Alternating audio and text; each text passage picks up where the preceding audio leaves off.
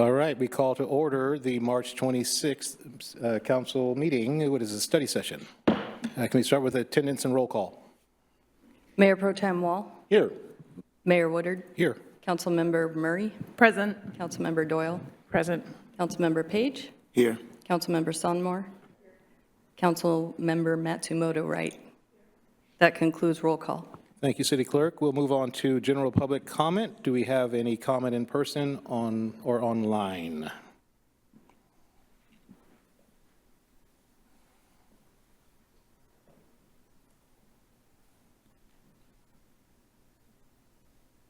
We have one person to speak in person, but I'll read our protocol first. Sounds good. Thank you. The city welcomes general public comments at the beginning of council work sessions and meetings and comments on particular agenda items at the time they are discussed. Public comments are for the official record. Council does not respond to comments or questions during this time. Address the council as a whole, and comments shall pertain to topics, not individual council members, staff, or audience members. Limit your comment to no more than 5 minutes. The clerk will terminate comments beyond this allotted time, or if there is a violation of these guidelines. Written comments received will be added to the official record, but will not be read aloud. Kenneth, you'll have 5 minutes at the podium. Yeah.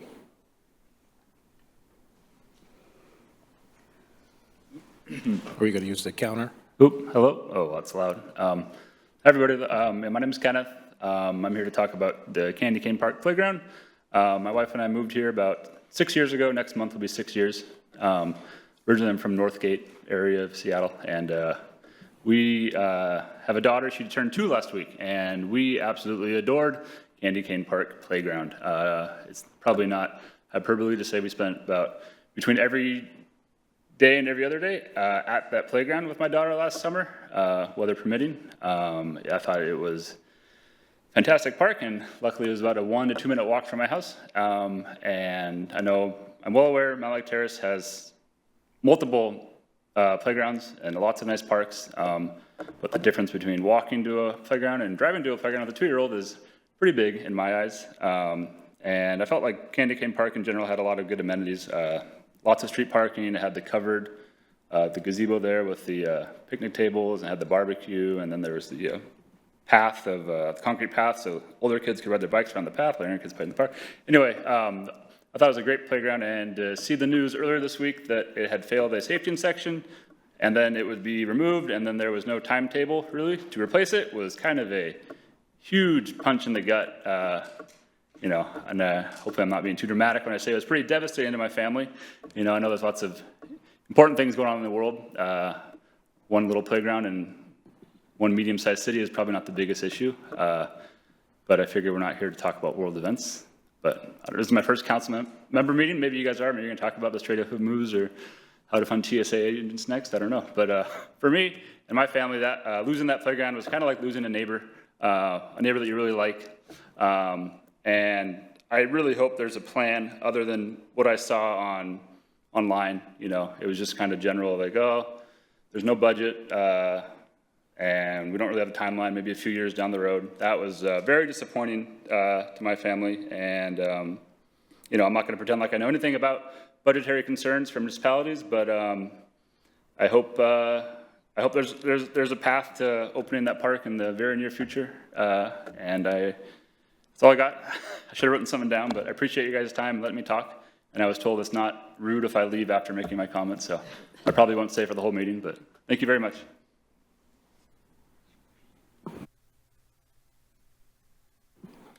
That concludes public comment.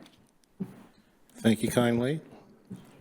Mayor, I know we don't usually take comments for public, but am I allowed to make a comment? Absolutely. Sir, we're going to break protocol here, sir, and actually respond to your concerns.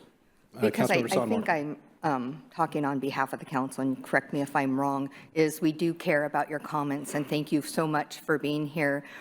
We have a director here tonight that is very good with our parks, and one of the things I'd like to ask council is if we can ask Jeff to look into grants, and we'll put out a statement about what we're doing with the parks, because we do care, and we know how you feel. I grew up in that park, believe it or not, and Candy Cane is a fundamental park. And so I think the council, we'll look into it and put out a statement, and we'll look to see what grants are out there and do the best we can with that. Thank you for that, Councilmember Sonmore. All right, we're going to move now to number 4, presentation of the 2026 MLT Community Events Update, and that is with our events coordinator, Andrew Applewick. The floor is yours.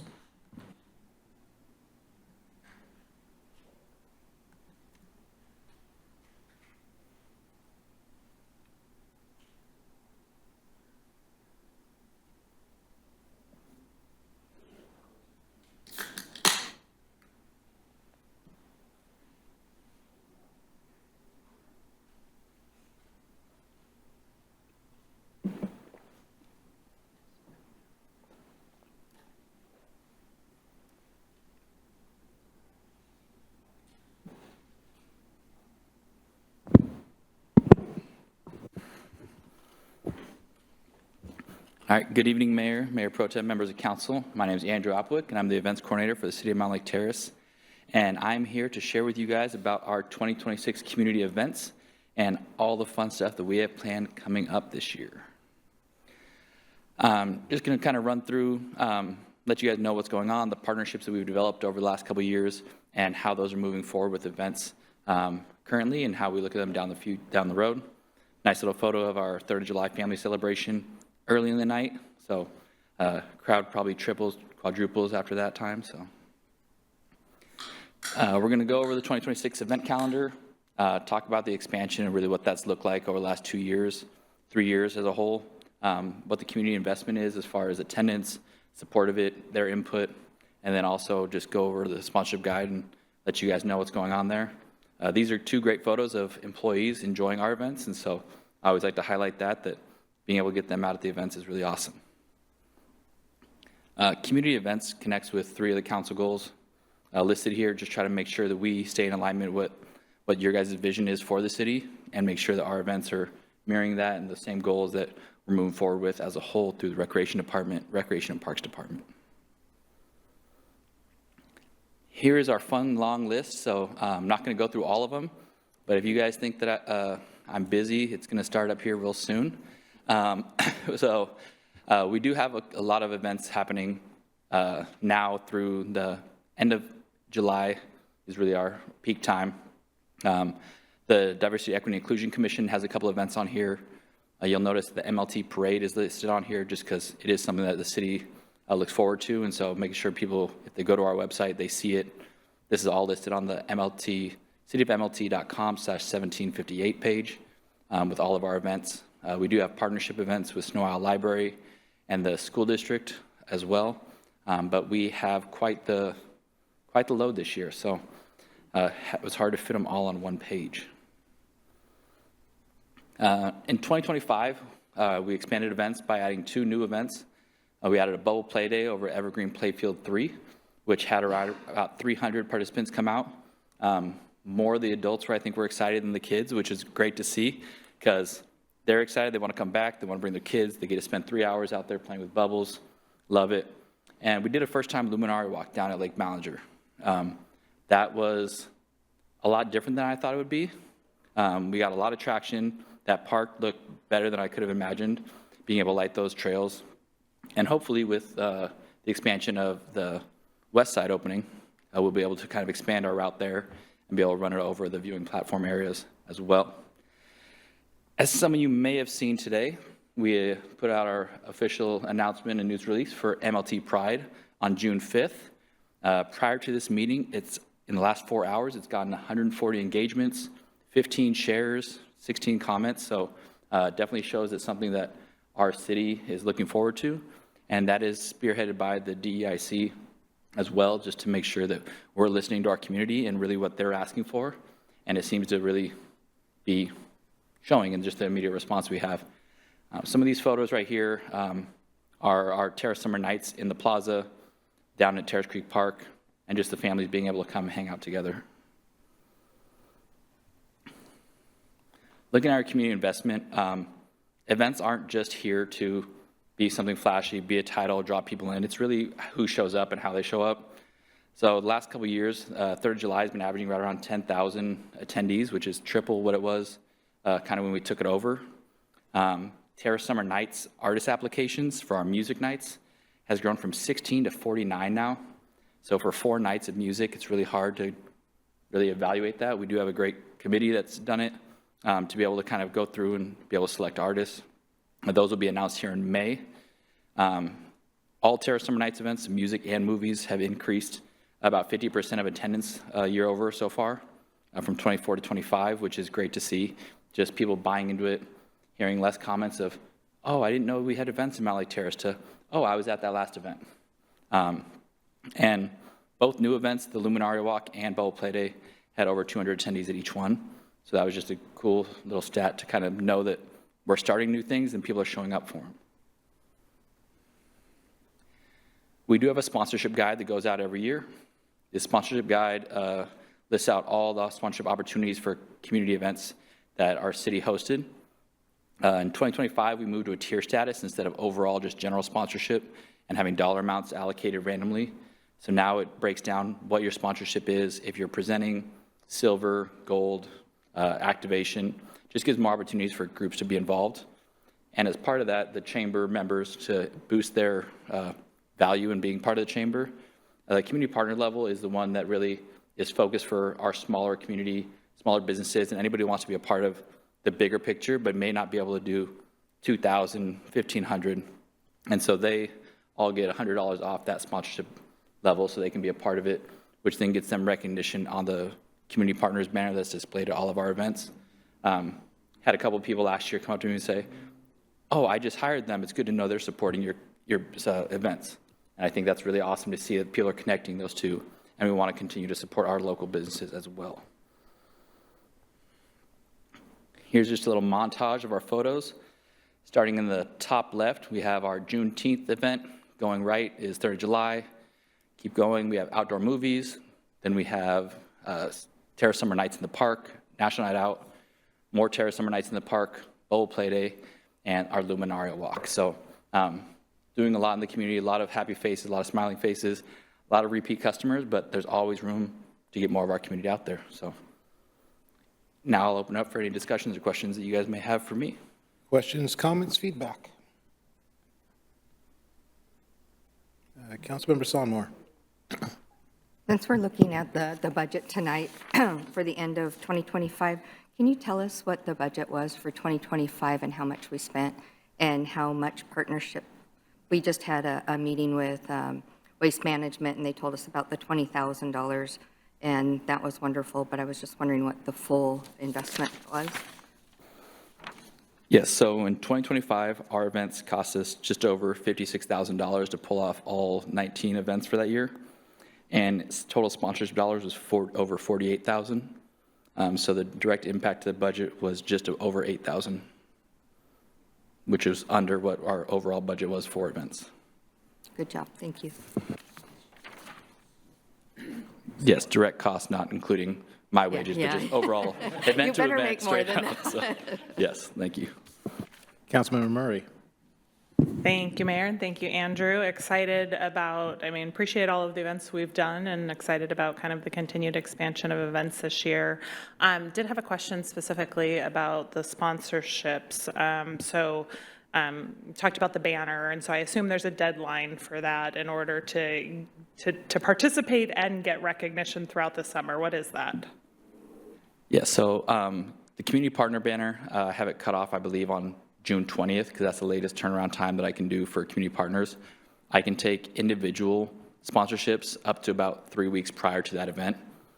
Right now, we do have a lot of the sponsorships that have been claimed, so there's not a ton of open ones. We do have some that definitely are open and out there, but we try to make it so we don't have a firm cutoff like other places do, where it's like, hey, everything stops at one point, because we're marketing, we're branding, we're doing this throughout the summer, so we want to make sure that as many people that want to get involved can, and we're not holding back the potential for someone to get involved and give money to us to be able to do more with what we have. No, that's great. Thank you. I appreciate both kind of the date as well as the flexibility, and I loved the kind of the incentive for folks to participate in the chamber, and particularly to get folks involved who maybe typically wouldn't see themselves as sponsors for these kind of events, because I do think that oftentimes our community thinks of themselves as, a community that's doing this and they want to be part of it, and so I appreciate you making that more attainable. I will say one thing that I'd love to see a little bit more of is figuring out how we then kind of transition the folks that come to these events into our community, so that if they're not folks who are already in the community, even if they are, that we're perhaps coming to, an event here at the plaza, but then, we're going out and having dinner, or we're partaking in the community in additional ways as well. So I guess I would love to see, opportunities to continue to look at that. I think I went to the Cherry Blossom Festival this last weekend with my kids. And so you go to the UW campus where there's all these beautiful cherry trees and it's wonderful.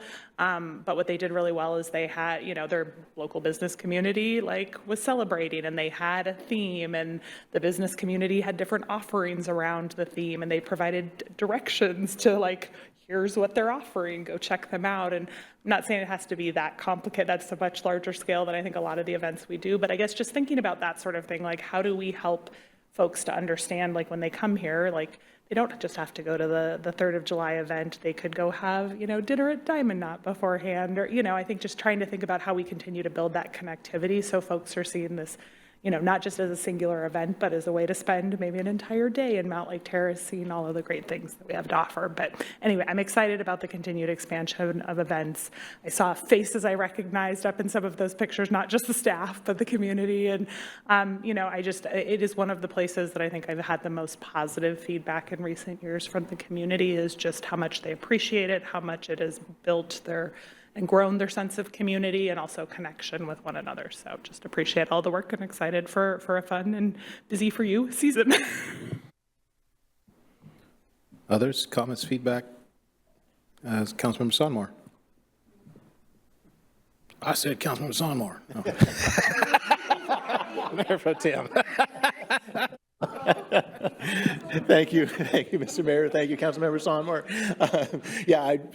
First of all, thank you. Tremendous job. Just really thrilled with the progress we're making. I love the idea that Councilmember Murray has as far as doing more, doing our better, doing as much as we can to integrate and tap the people that are coming for events to get them into the community. I love the idea of doing that. I also appreciate Councilmember Sonmore's question about the budget, because that's tremendous. So we're spending 56, we're bringing in 48, and it's a total cost of, $8,000. That's to be able to do all of these events for a total cost of $8,000 roughly is amazing. So fantastic job, really appreciate it. My main question is we've talked about the International Fair.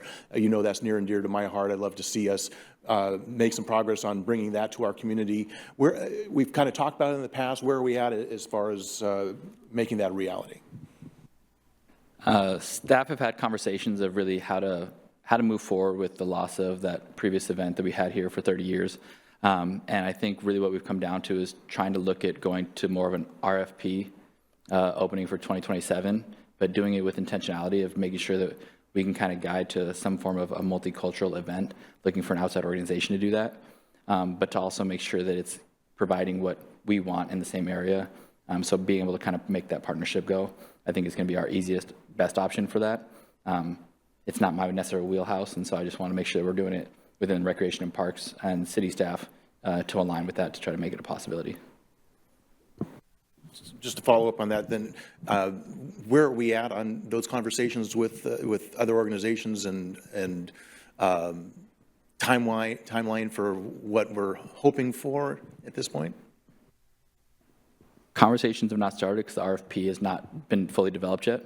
I think that's a conversation that Jeff and I will have a little more of, when we want to have that out by, just because they need to have time to plan. So it's definitely something we've gone back and forth on for the last couple of months of trying to make sure we get this lined up to really make it clear on what we're asking for, instead of just saying, somebody come in, run an event, make it fun for our community, but really have a purpose and intention to it. But we can definitely follow up with that once we lock that in. Great, appreciate it, thank you. Others, feedback, comments? Councilmembers Onmore, oh, so close. All right, now you're doing it on purpose. Councilmember Matsumoto, right, and then Councilmember Sonmore. Okay. Well, I just wanted to say that I'm finally seeing all of these things happening. Been wanting to see it for a long time, and and I've always been told all these other things that we had to do that we needed more than entertainment. Right, Brian? Eventually, we'll get to the point where we can have Shakespeare in the park, because I know they want to come. They don't have a lot of Snohomish County venues, and I do know that they want to come up here. So eventually, we'll figure something out to get a stage and all of that. But that's my goal, is to get performance happening too. Music is one thing, but have a play and Shakespeare. All right, thank you. Thank you. So can you just give us a little recap on the Mountlake Terrace Parade? And then I just have one other question after that. As far as recap, meaning? Is there going to be anything different this year? I know is it still going to be sanctioned? Is there going to be one person kind of overseeing it outside the city? Have we looked at how the turnout was a lot lower than years past? I could ask you all sorts of questions, but you already know what they probably are.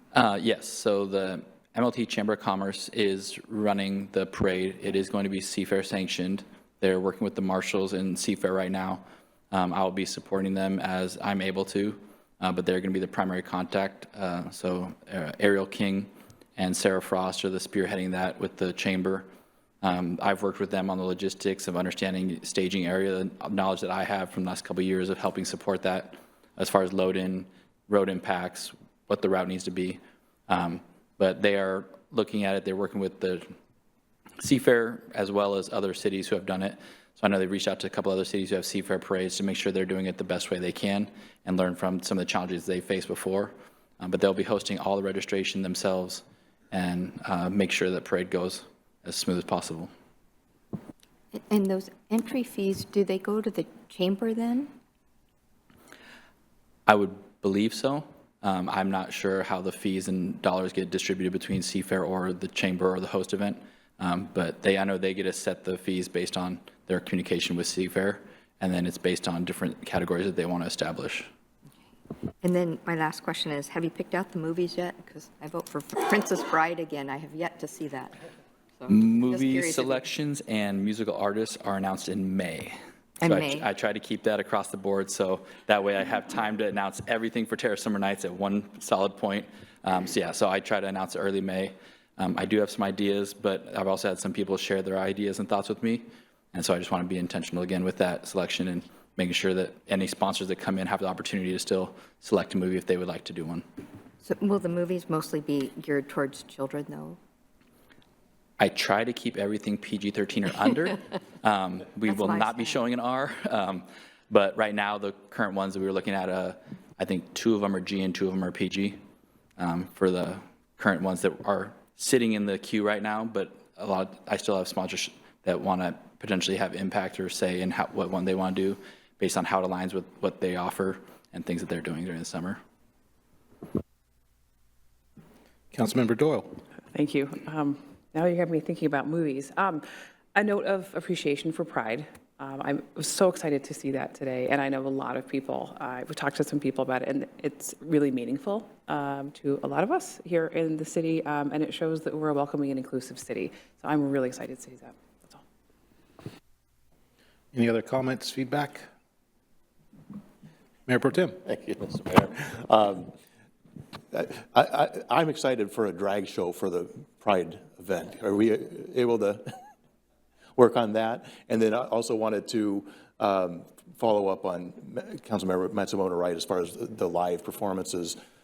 Is there a way that we can work one in? I guess part of the challenge is a place for where to perform and how to do that. But I'm wondering if down the line, once we incorporate a place for them to do it, is work that into one of the summer nights potentially.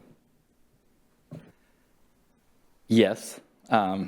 I talked with a group a year or so ago, and just the staging of needing to have a green room or something set up on site was the real challenge that we were trying to find out of how to do that without blocking walkways or ADA accessibility, especially down in Terrace Creek Park. And we are currently, as far as MLT Pride goes, we have our application out on page 2403, I believe, where people can apply. And so we'll go through the process of having applications. That entire thing's out there.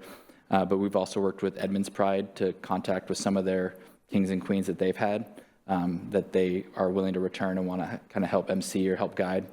So we're relying on other resources of people who have done this and are doing it full time to really guide us on how to do it correctly and make sure we're doing it with the most focus to make sure that it actually means something to the community instead of just us throwing something out there to check a box. And so, yeah, we've already had 3 applications today, so it's awesome to see. But yes, we do plan on have that as part of it.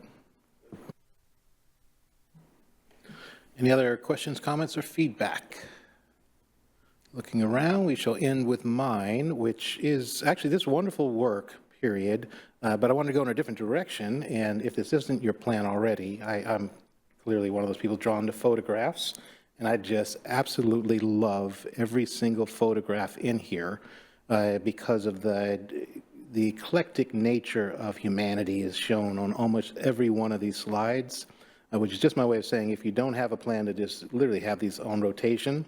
I'm drawn back to Councilmember Page's comment once that he had heard folks talking about one of our events and saying, I don't see myself here. Well, if you don't see yourself here, you must be invisible. And that's something to let us know because that's a market we're missing.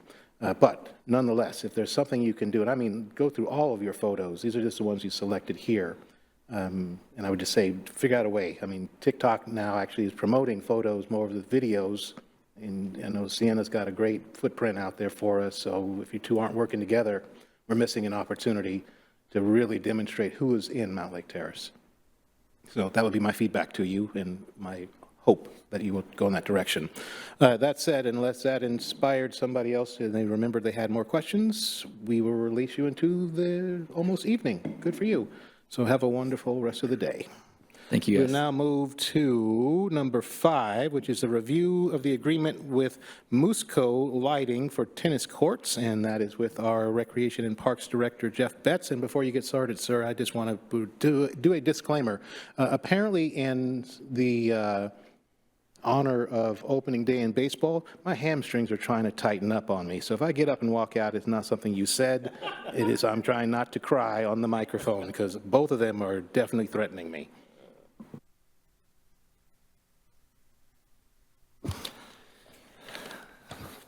No offense will be taken. Well, good evening, Mayor, Mayor Pro Tem, and council members. My name is Jeff Betts. I am the Recreation and Parks Director for the city. And tonight, here to review, if I can get this to work, it's a PDF, review the agreement with Musco Lighting for the tennis courts. So this contract before you for review is a small public works contract, and it is with, as we stated, Musco Sports Lighting, and that is for electrical work to be completed at the Evergreen tennis courts. You can see the photo of the existing triple courts there. And so the lighting system there shown here is from the mid-1990s, and only half of it works currently. And so, and part of the issue with that is there is direct bury electrical, so there's not conduit. So when there's a break in the wire, which is what has happened, it just stops functioning. It's very hard to find without tracing. So it's actually been like that for a few years, not functional, which is what led us to apply for this grant originally. So tonight's goals, their agenda would be the review council goals related to this project, the legislative history, subject summary, the scope of work, the timeline, the finance and budget, as well as staff recommendation and questions. So council goals related to this project include growing a vibrant community, responsible governance to ensure desired level of service, and then environmental sustainability and resiliency. And a lot of that has to do with the current lighting system and the kind of light bulbs and lighting that it is as opposed to the new one. It's much more energy efficient. So also there's a photo of the RPOS plan on here, and really this project was called out originally as part of the RPOS.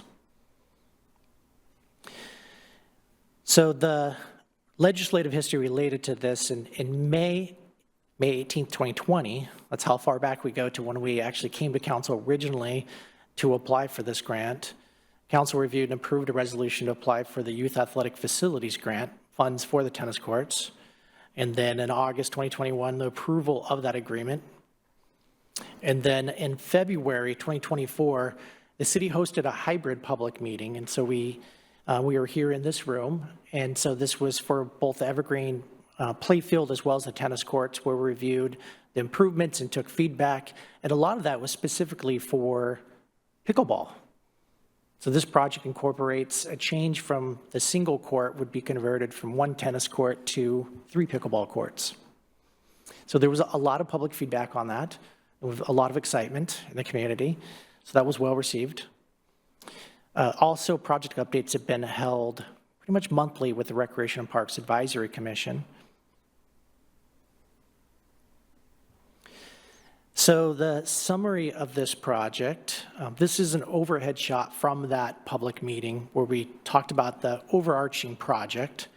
And really just an aerial is shown Evergreen Playfields, 224th and 56th.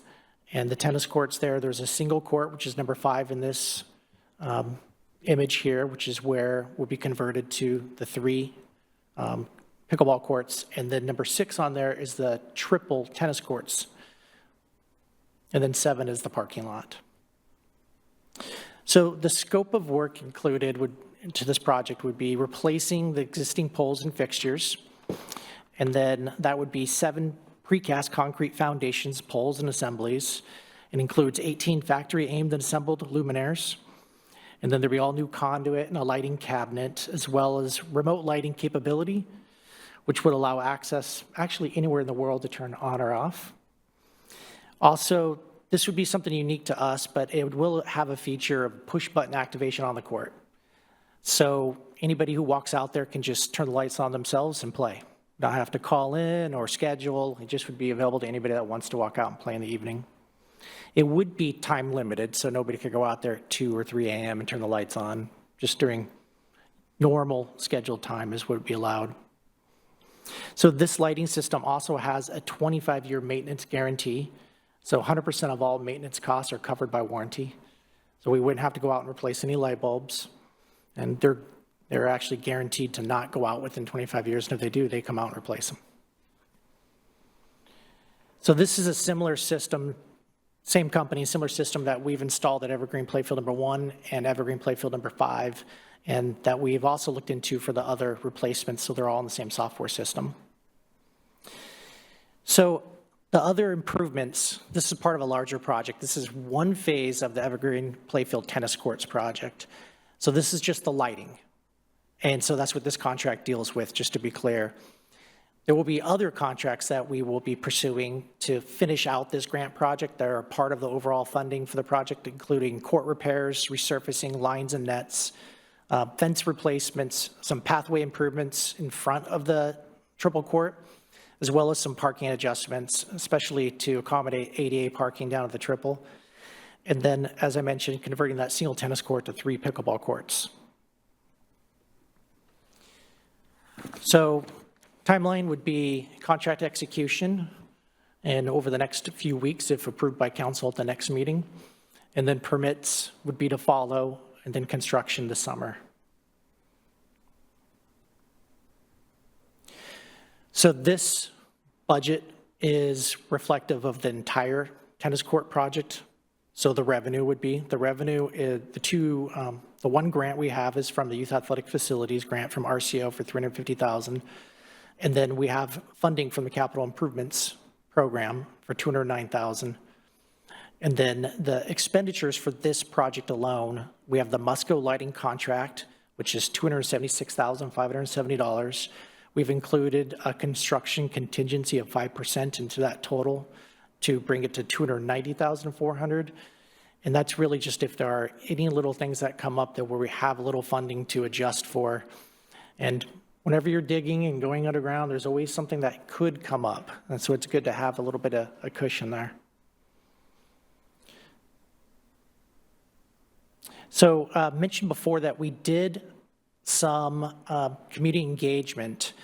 Actually, we did quite a bit as part of the Recreation Park Open Space Master Plan years ago, but we did some last year in February 2024 in this room, and we reviewed the project goals, design, took design input, and then spoke about the addition of pickleball. The board and commission recommendation, we've been speaking to Recreation Park Advisory Commission pretty often about this, especially when we're in the design phase. Right now, it's been more or less just updates about when are we going to get out there and get the project done. But during design, it was a frequent conversation to really talk to them about different ways to access the site, and pickleball was a really big one, and should we switch that tennis court to 3 pickleball courts as opposed to 1 tennis? And so it was through that engagement that we came up with this idea and the design of the single court shown here. So the staff recommendation is at the next council meeting, would be for April 2nd. Staff recommends City Council vote to authorize the city manager to execute the contract with Musco Sports Lighting LLC in a form reviewed and approved by legal counsel in an amount not to exceed that $290,400, and that includes the contingency amount. As mentioned, that can be accomplished by adding this to the consent agenda. Are there any questions? Questions, comments? I see Councilmember Page. Thank you, Mayor. Just a couple of questions. So the 559, that revenue amount, that was decided what year? That's in the budget, in this budget cycle right now. Okay. And what do you expect that this project completely is actually going to come to? We're going through the next pieces of it. Originally, we had an overarching budget cost that we put together through one vendor for both the field and the tennis courts. And that total amount exceeded what we had available at the time, which is why we're waiting on doing the rest of the play field until we get additional funds to come in, the Evergreen 3 portion.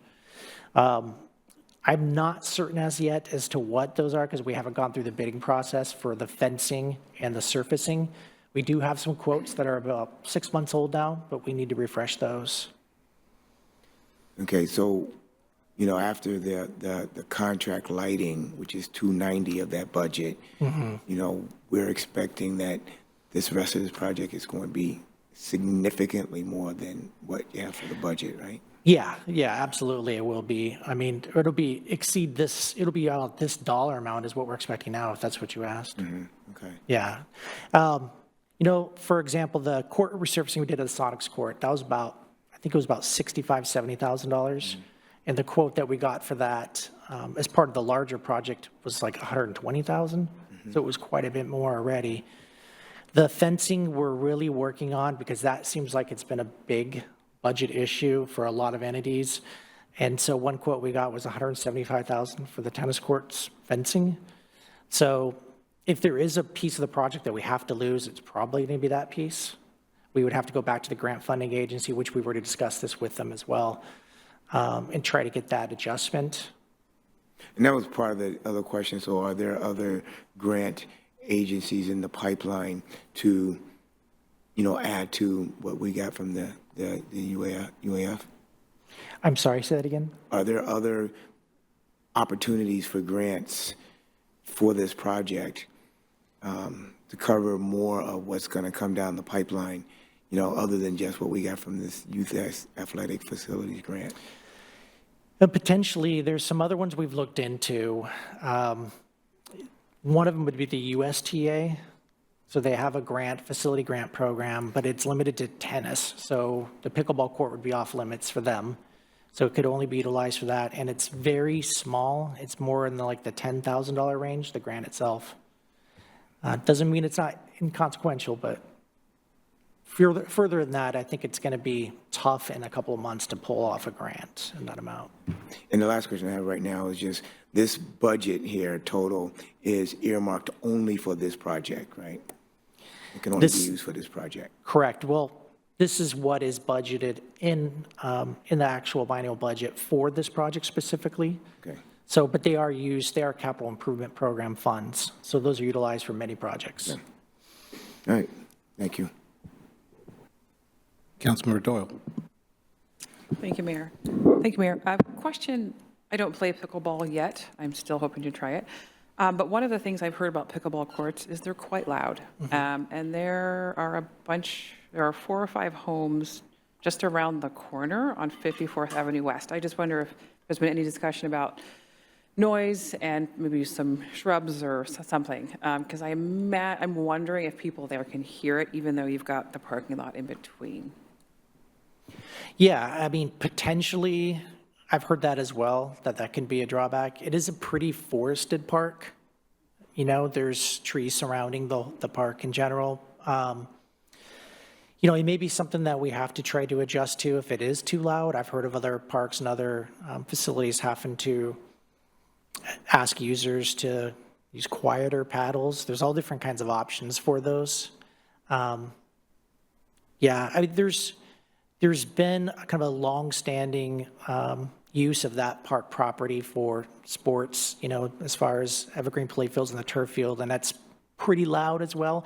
We definitely did hear some complaints when we first built the field and got out there. So I'm expecting to maybe have some conversations with some folks about it, but I don't expect it to be something that's going to be overwhelming amount of noise. I mean, I could be wrong. There could be like lines out the door to get on there and all day, every day pickleball play, but. Yeah, I wasn't thinking of it in terms of crowds. I just know that the sound of pickleball is unique. So I'm just wondering for people who live there. So it's different than tennis. Right. Others with questions? Councilmember Murray. Thank you, Mayor, and thank you, Jeff. Appreciate all of the work on this. I will say this is a good example for me, at least, of like, I always thought, I was like, who plays tennis? Like, why do tennis courts exist? And then I had a kid decide to pick up a tennis racket, and we tried to find open tennis courts. And I will tell you that was super challenging. I know there was one weekend day where it was nice here a couple years ago, and I think we drove to 5 different courts and ended up in like Meadowdale, honestly, to find an open court. And so for folks maybe who are like me and maybe are like, why do we have a tennis court and why are we making investments here? It's apparently a very popular sport. So things that I have learned.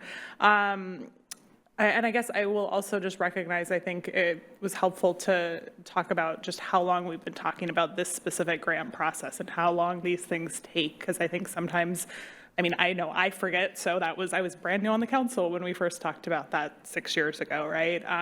And so just appreciate the continuing work and effort of, you know, both yourself and staff and the Recreation and Parks Commission to, you know, shepherd these processes forward, because they do take a number of years to get through the process, and I think it's helpful for us to be reminded of that. And just thank you again for always working so hard to secure funds from other grants and resources so that we can do these things, because ultimately we couldn't do a lot of the projects that we've been able to do in recent years without all of that work. So I really do appreciate that. I'm excited to hear about the push button activation for the lights. As I'm sure you know, I'm a big fan of lights, and specifically have a question, I guess, around the planned normal scheduled times. And actually, because again, my kids were playing tennis at those tennis courts here not too long ago. And unfortunately, you know, a month and a half ago at 6:30 in the evening, it's dark, and there's no lights there for them to play, despite the fact that we have lights there. So I guess in terms of like, I am all for making investments in lights, but then we've made those we've made those investments, and then I think it's really important that they're then accessible during times where folks can use them. And so I guess, like, have we thought about what those hours are going to be, and how, because it's so dark so much of the year around here during times where we want people to be doing positive, productive things like playing pickleball and tennis, like what the hours of the courts might be once we get the new lights installed?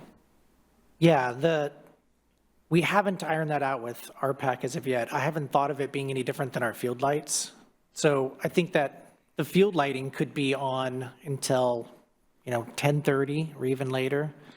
But it's Potentially. only until 10:30 if somebody's paid to rent the field, which is my concern, because Yeah, the we tennis turn those courts won't be lights off. Well, right, but are we going to, so I think that's so are they going to be on till 10:30? Is that the, So the ability to turn them on, so you'd walk out on the court, push the button, and they'll turn on. Okay. All the way up until 10:30. okay, that's great. I was going to say, I just want to make sure that we're making these great investments, that they actually get to be used, and that we are creating spaces, particularly low-cost, free spaces for folks to be outside where, again, 3-4 months of the year, it's like it's dark at 5 o'clock. So, And the technology will allow us to do like we do with field lights too. We can program them just to be on.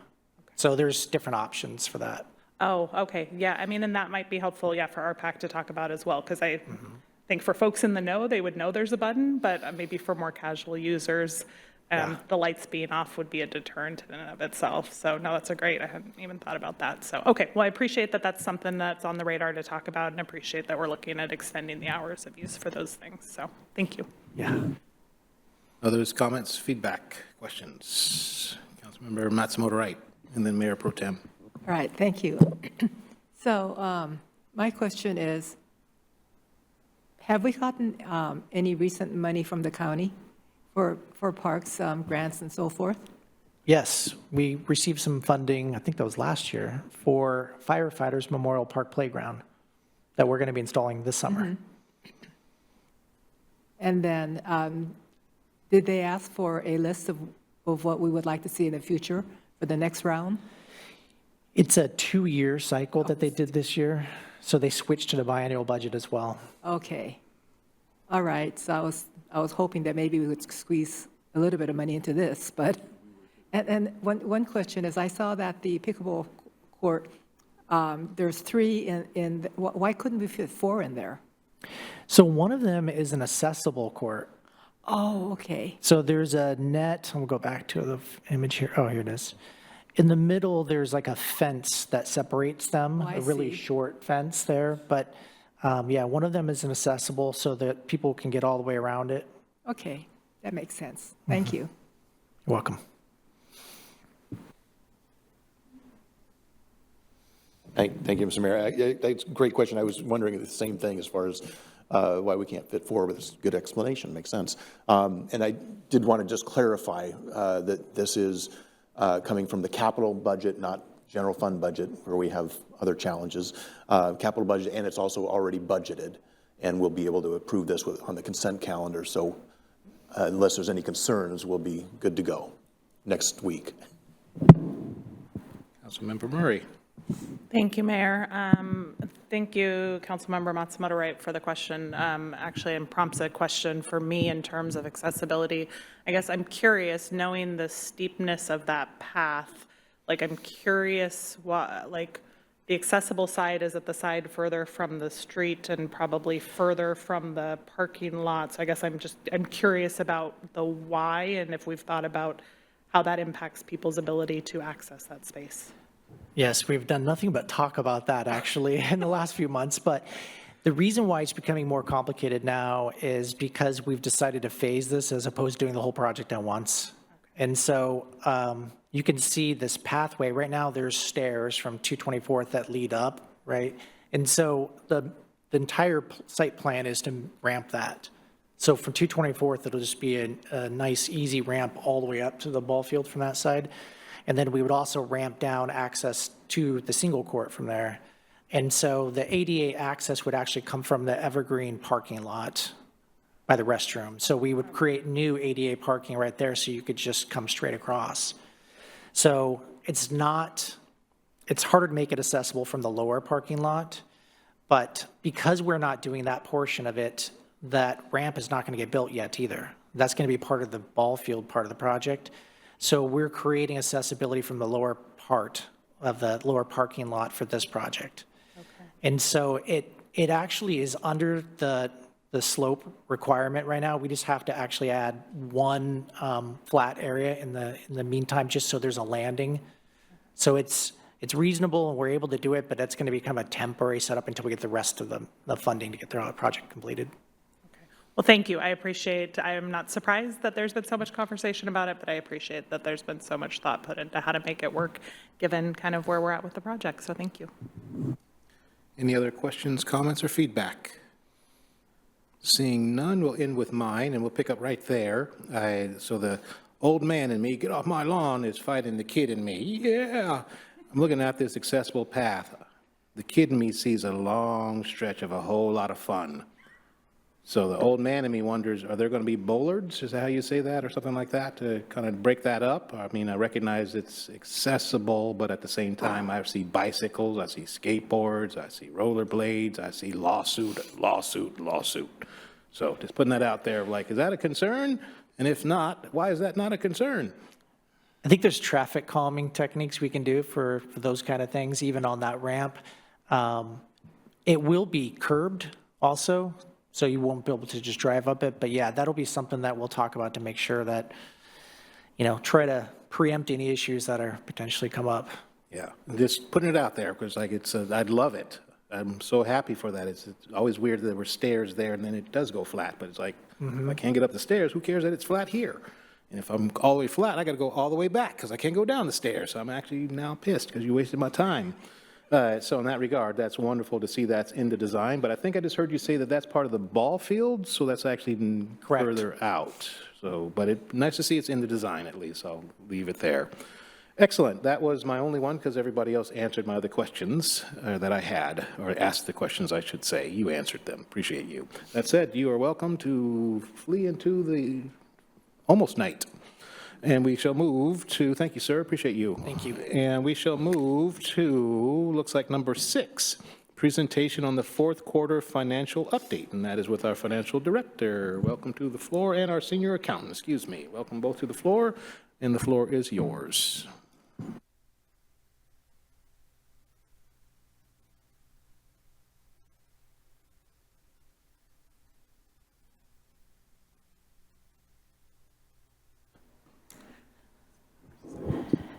Yeah.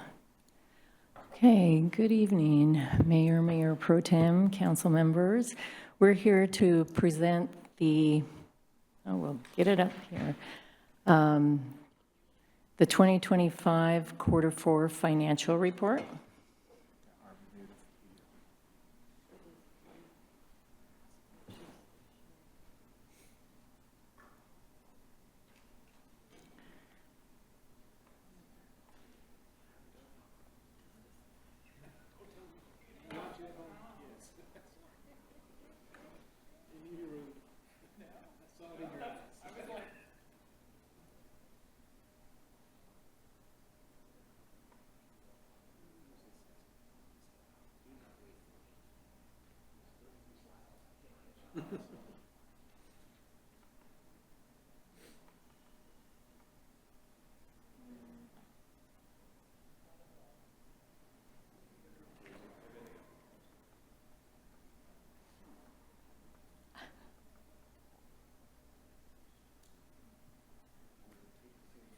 It's a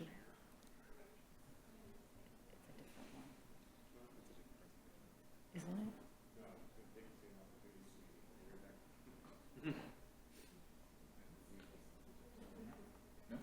There it is. Okay. All right, we got it. Should we wait for the mayor? No. Okay. Okay. So the fourth quarter 2025 financial report. Next one. So we'll go over fund by fund, budget to actuals, and then we'll have the outstanding debt. And I don't know why we're saying we, because I'm passing it over to Artis Namadi.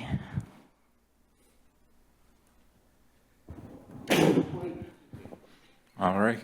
So we're going to go through the high level, fund by fund, of the results of our activities. First, we have the general fund, budget to actuals. And like last time, I just want to point out exactly how we've laid this out with the revenues and then followed by the expenditures. Year-to-date actuals are in the first column, adopted budget in the second. The percentage of the budget used, and then if there was a variance of budget to actual is in the final column. And then off to the right, we have notes on significant items that we wanted to point out or talk about. That's what we're going to go through as the high level for each of the funds. So here, the first item we wanted to point out was that we had sales taxes, which came in, were budgeted based on actual revenues from fiscal '24. You'll see that they're a little bit lower than that was what was actually received. And that's the best explanation we can have for what occurred there. The utility taxes are next online. They came in slightly over budget, and that was just because utility taxes are based on actual sales, and that's where our actual sales for the utilities ended up for the year.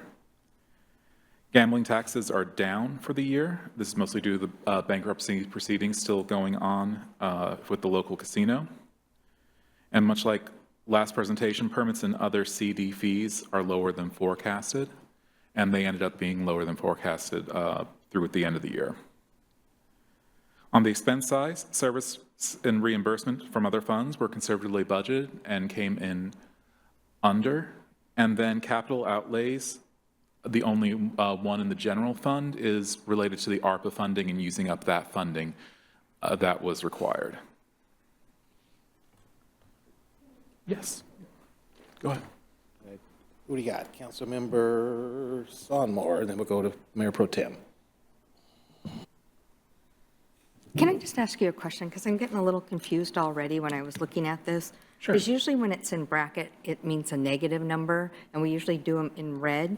And so when I'm reading it, it almost seems like it's backwards. So property taxes were 39 as adopted budget, but we only brought in 3934, and there's a variance of 19,000, and it looks like that's a positive, but wouldn't really that be a negative?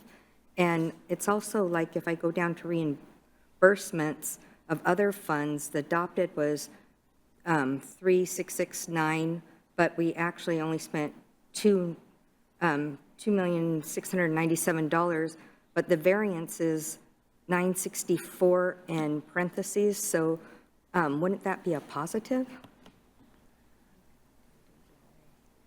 It could be done either way, but if that's the feedback that council would want, I can always flip them. Oh, I'm just used to accounting being, if you have it in a bracket, that would be a negative number, because then throughout the presentation, then I get more confused on what's a positive and what's a negative number. Okay. And then can I ask too, when you're doing variances, can there be a variance put under for expenditures as well? It has it all the way down except where it has expenditures. Oh, the total down yes. below? Okay, add it to the total lines. I can do that. That's all I had for the first page. I was just trying to understand it because I was reading it earlier and I kept on getting it backwards. And so I was going to bring in an example of how we used to have it, but the way I understand it now, anything in this presentation that has a bracket around it is a positive number. Yes, unfortunately, I think that's how it ended up. Okay, thank you. Thank you, Mr. Mayor. Yeah, first of all, I agree with Councilmember Sonmore. I think it would be easier to understand if we did that opposite. And I think it's also important to just kind of walk through the bigger variances and understand why. I mean, for instance, sales taxes is, you know, the reason we budgeted higher is because we thought the economy was going to continue in full force, and it just didn't. I mean, we're starting to, and I'll be talking about this next week in my council reports about economic development and the challenges we're facing in the region, throughout the region, and how the economy is starting to falter and how that's going to have an impact on our overall economy and jobs and revenues. And then the utility taxes, I was just curious. So it says utility taxes are based on actual sales. I'm not sure that that's quite the term we want to use. It's based on, it's not sales. It's actually based on the revenues collected on taxes on utilities, but it's the actual amount is higher. And so I'm just curious what the reason that which I don't mind that it's higher. I don't mind that it's positive revenue for us. That's a good thing. I'm just curious if there's any outlier thing that we should be considering or be aware of as to why it might be higher, and was it a special circumstance, or is it just, or can we expect to continue seeing that pattern? I'll pause there for a minute. Sure. So part of the utility taxes are sales of water, sewer, storm, so we consider that a sale. But some of the other taxes are utilities like electricity and things like that. Gas, all the utilities that, and I'm not sure what direction that's going. Right now, I would budget a little bit higher, at least up to that 5 million instead of the 4.2. And I'm not sure how that was budgeted in the previous budget, if it was a conservative amount. I would have to look at the numbers a little bit more closely. Great, thank you. And then development service fees, we know about that challenge that we're facing there, the fact that we were hoping for continued development, and we're just seeing trouble with them being able to finance their projects, which has caused us to not incur or bring in the additional revenues for development service fees. I guess my main question, and then I do want to highlight this, by cost containment measures, and thank you for the work that's been done to be able to contain costs. And because of that, we saw a savings of nearly $2.2 million. So I think that's important to note. That all said, I did want to ask, this is a 2-year budget, right? This is year 1 of a 2-year budget. Based on particularly the sales taxes and development fees and gambling taxes being under, and at the same time being offset so far on the utility taxes, which is keeping us in positive-ish direction. But overall, we are seeing a decline in the economy, and we can expect that to continue, right? So how is that going to affect our budget for the remaining year, for year 2 in the 2-year budget? So this is for 2025, the end of it, and in 2026, we are looking at lowering expenditures in our general fund.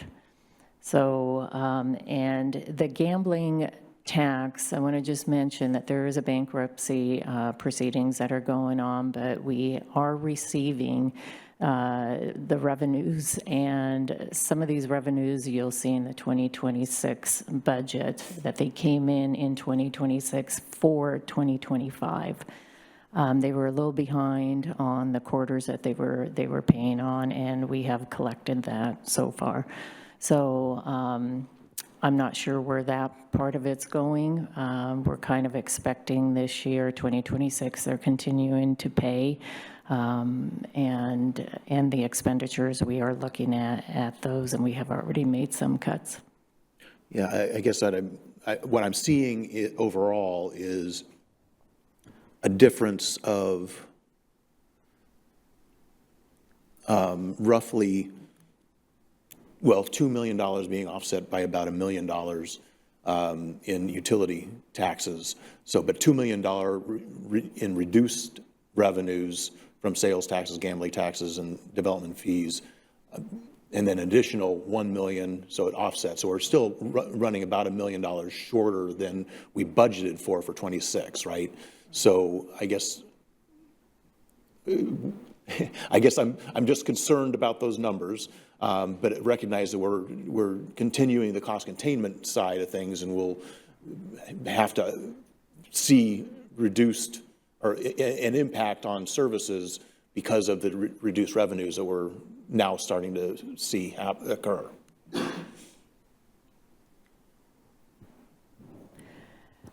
In May, we're bringing the first quarter financials So the quarter is ending end of March. It'll give us a month to gather all the data and reconcile. And then in May, we'll be watching this carefully throughout the year. There is a different budget for 2026, and we are looking at reducing our expenditures. And once we have that first quarter all wrapped up, and we'll bring it to council, and we'll definitely dive into that. Right. Thank you. I guess I'm just pointing out that based on these trends from this last year, we can expect, and because of the reasoning behind them, we can expect it to occur in 26. We're just going to have to, we need to consider that as we're going through the year. So, Councilmember Sonmore. Brian, that's a good question. I want to make sure I understood that. So in 2026, the budget that we currently have, the numbers won't be right then for 2026 because you're going to be readjusting everything? Is that what I heard? We're looking at reducing expenditures. Okay. So Yeah. one of the things, though, since we're done with 2025, could we get our information updated so that all the council has all the updated information for our budget books, since this is going to be a big budget year and we're supposed to be deciding? Because I'm trying to follow it, and I won't have all the numbers for 2026, because like one of the questions I have, change in cash and investment, we're not doing cash basis, and so that kind of had me a little confused on how come we wrote change in cash and investments, because then if I look all the way over to the right, if the parentheses now mean positive, that means we're actually negative 2 million in the very bottom under variance. I can answer that. So that means we were budgeted to have our cash in the general fund go down by 3.1 million, but we only went down by 845,000. So then we're positive 2 million. From where we were budgeted. We still went down 845,000. It's just, that's less than we had budgeted. So you're saying altogether, we do not have a negative budget for 2025? I think Or probably positive on the easiest way to say that is we spent 2.2 million essentially less than we were budgeted. Can you say that again? We spent 2.26124. Less than we budgeted.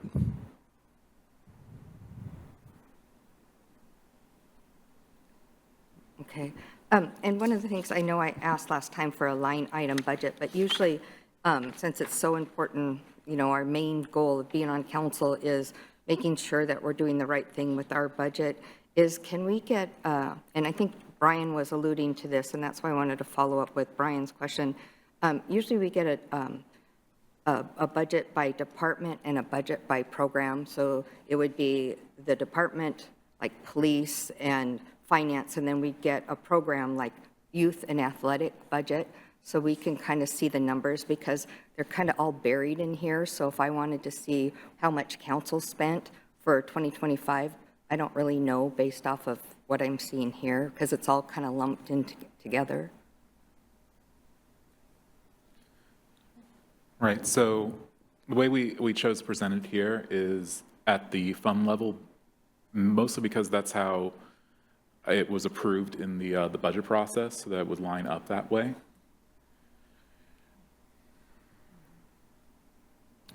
I'm sorry, it was approved in the budget to present it to it this way? Yeah, we chose to bring it this way because the budget was approved by fund and not line item. So, but we can certainly bring more data to you. But that is why our presentations are by fund. So the 2025 budget wasn't approved by fund? It was approved by fund and not line item, and not by department, but by the whole fund, which includes all of the departments, like in the general fund. So that's how we're presenting the financials, because it was approved by fund.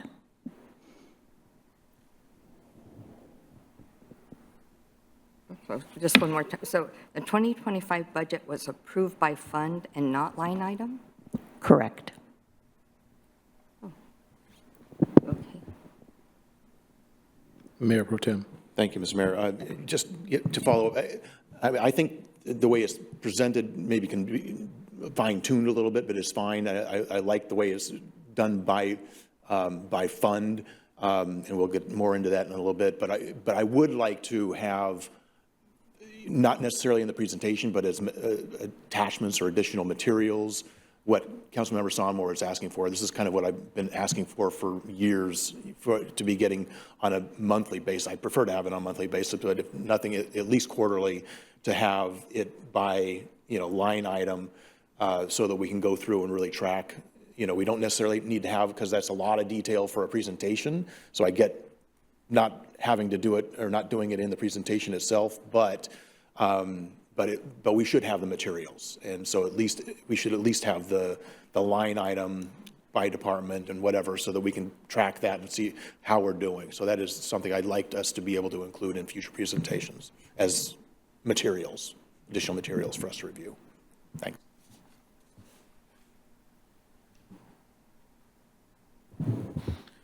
All right. We're going to keep going through the funds. The next one we have is the Housing Needs Fund. What we'd like to point out for this fund is mostly what the uses of the funds can be used for and what it has been used for. It's right now being used mostly for the membership with the Housing Authority of Snohomish County. That's what the $3,500 is.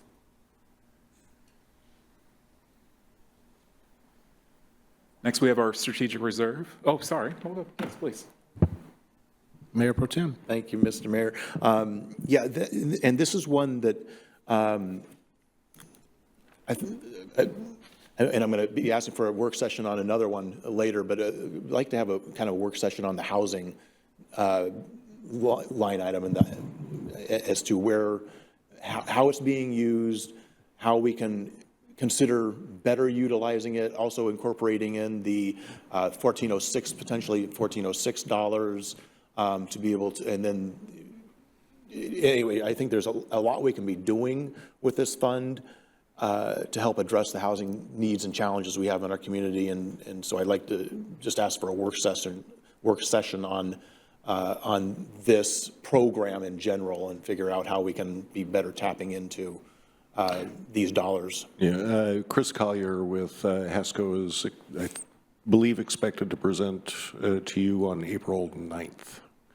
It's one of the upcoming meetings. I believe it's April 9th, so we can fold something like that into that agenda.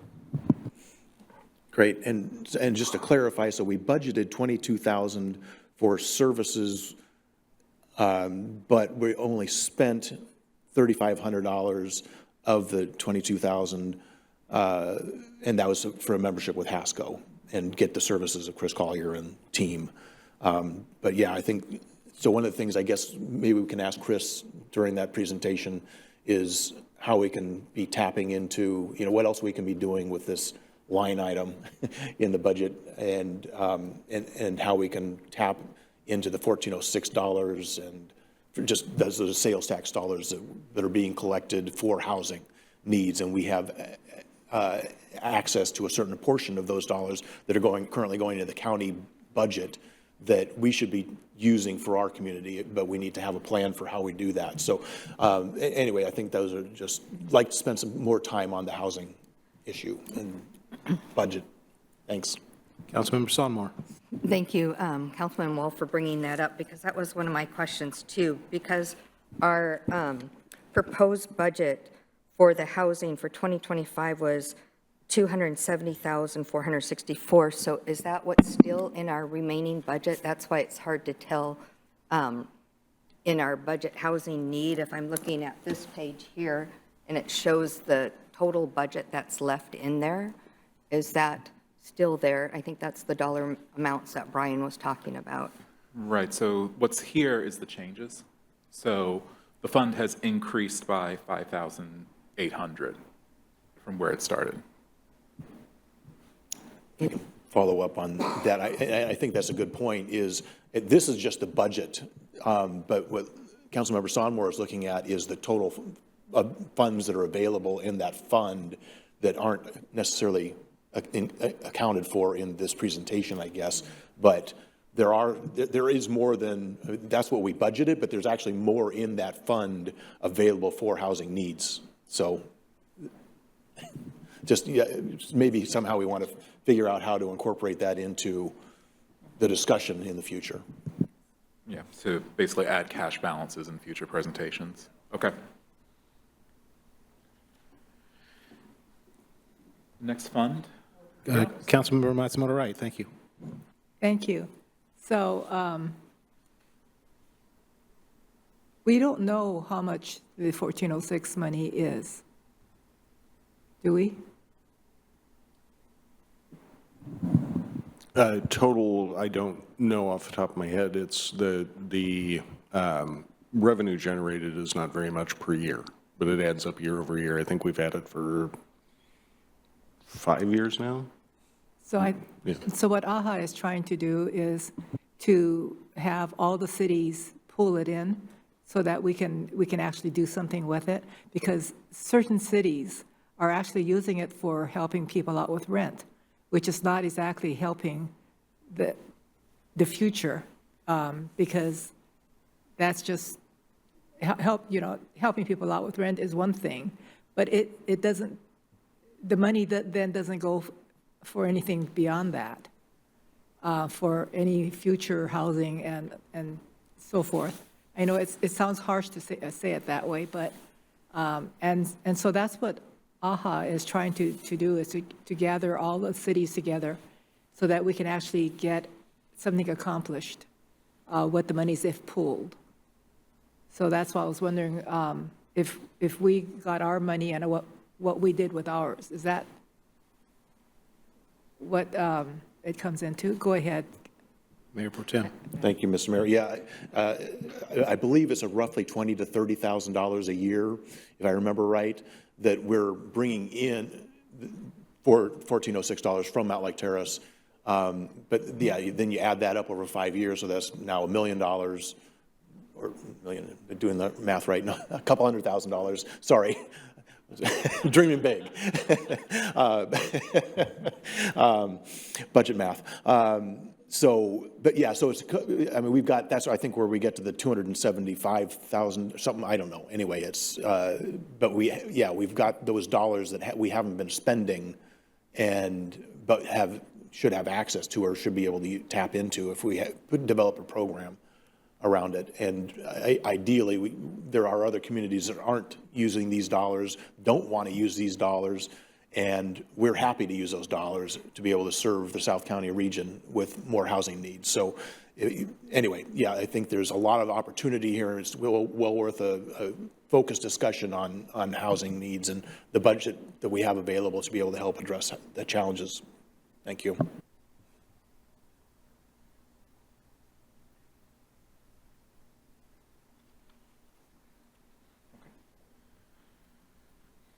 Next fund we are looking at is Strategic Reserve. This fund's revenues are just the interest and the transfers in, and there is no spending out of this unless it's money is budgeted to be removed from it, which was not necessary this year. Accumulated Leave Reserve is the next fund that was approved by council. Much like the other fund that we just went through, it's just a reserve fund to hold money aside for people retiring if the other funds aren't able to pay for them, depending on what the outlays were for that year. It was not needed during the last year, the expenditures from it, so it just had a little bit of investment interest, and the total balance is still there to fund in the future. Yes. Councilmember Sonmore. Sorry. No need to be. So I know, like, the first one who comes to mind is Tom, who's worked here many, many years. So we didn't have to pay out anybody last year. With how many retirements did we have? Their fund was able to pay for it. So, it was paid through their department. Right, so their individual line items still had the expenditures necessary. Thank you.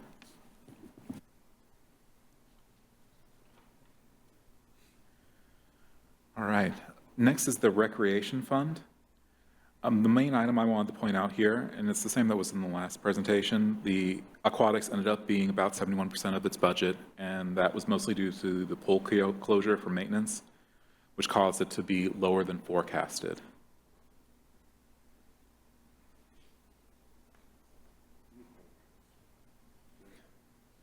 Yes, the youth program was way up. All right. Next is the Solid Waste Service Fund. This fund receives utility taxes and pays out, what was the solid waste fund? My apologies. It's for the discount programs. Oh, it's for the discount program that is offered. So.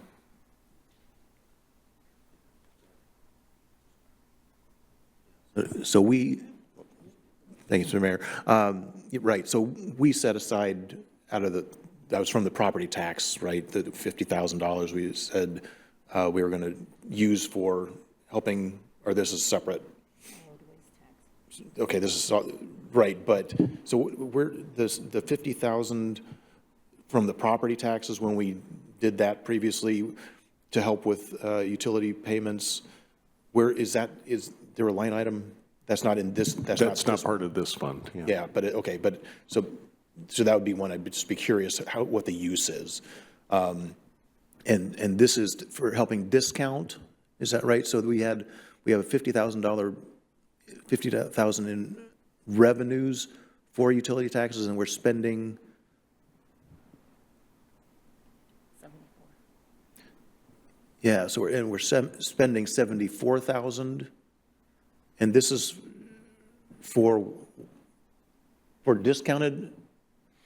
So, or just for overall solid waste program? What is this? Yeah, tell us a little bit more about, because wouldn't solid waste fees would be, no, that'd be separate, because that's utility, that's, Yeah, so this is the discount program for low income. And so when they apply for this discount, then they get free garbage service, and then the city pays waste management for that service. The waste management bills the city, and then we pay for that. And we increased the adopted budget. I believe we came in November, December for a budget amendment, because it seems like every year the services have increased and people have been in need of discount and free garbage. Okay, so just to clarify then, we tap $49,000 from the utility taxes that we collect overall for this, to fund this program. So we're tapping roughly $50,000, but we're actually spending, well, we budgeted 87, but we actually spent $75,000, roughly $75,000. So that's $25,000 gap. So this is one of the things that Sarah Kay has been working on quite a, well, I want to say quite a bit, because she's got a bunch of other stuff going on, her and her entire department. But tightening the requirements for those discounts. We've talked to council and the finance committee about that. Some people, there's a piece on people's taxes that they show us, but it doesn't show like all of their retirement income. So somebody could be making, $150,000 a year and still qualify based on the tax documents that we require for discount programs. And we are working on tightening that up. So this should go down. But it's also going to be controversial for the folks that have gotten that discount for many years. So. Yeah, okay, thank you. I guess when and so how is the 49,000 in utility taxes, how is that dedicated? I mean, is that just, in other words, that's just coming from the solid waste portion of the utility taxes, and that's just going into this program? Is that the 100% of the revenues that are collected from that, or is that just a portion of that? I guess what I'm thinking about is, if we're spending $75,000, shouldn't we be budgeting $75,000 for revenue out of that? Or is that just because we're tapping 100% of the solid waste utility taxes to fund the program, we're having to just tap into general fund budget to help subsidize? I believe a couple of years ago, when we were working on this budget, that was the history. It was about 50,000 and 50,000. It was pretty even. And in the last few years, the expenditures have increased. I see. Yeah. And if people qualify for the discount based on the documents that we require, we provide that. And I appreciate that. Yeah, so obviously we do want to follow up on that side of it. But I guess I'm then curious about the 49,000 that has been budgeted. I understand the reasoning. But is that 100% of the solid waste revenues, or that's just the dollar we pulled out of the hat based on past? So in other words, we can adjust that amount going forward. So for the next budget, we need to take a few dollars more out of the utility taxes and put that into this line item. Okay, got it. Thank you. Councilmember Sonmore. Follow up with that, because I'm trying to follow up with what Brian's asking based on that budget. Because I know we got the $1,218 interest that wasn't in our budget, so that's good. But I can't follow where the $74,000 in services come from. Can you just repeat? Because the total amount of that budget is $163,903.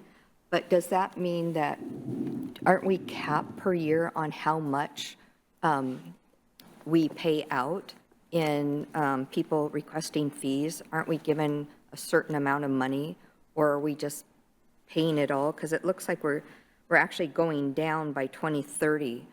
And so I'm not sure that I was just following. I'm trying to understand what Brian's talking about. So if it's in parentheses, that means that that's a plus. And I'm not sure where the 38,000 came from, or the 7453 in services came from. Can you just maybe explain that so I understand that piece of it? Is because our billing exemptions were supposed to be around 52. Am I in the right ballpark? That was the original budget. We did come to council in December for a appropriation, a budget increase for this fund. I believe during that it was said that it would be coming from beginning fund balance. So when something comes from beginning fund balance, it's how we have here, where the fund balance is budgeted to go down. So it was budgeted to go down $38,000 after that budget amendment, and it only went down $24,000 after the budget amendment. So the 74 is based off of the qualifying applicants and what they received. So just a general question. What if we got $100,000 worth of requests? We would pay that? Or is the 74 is the services expenditures for other uses?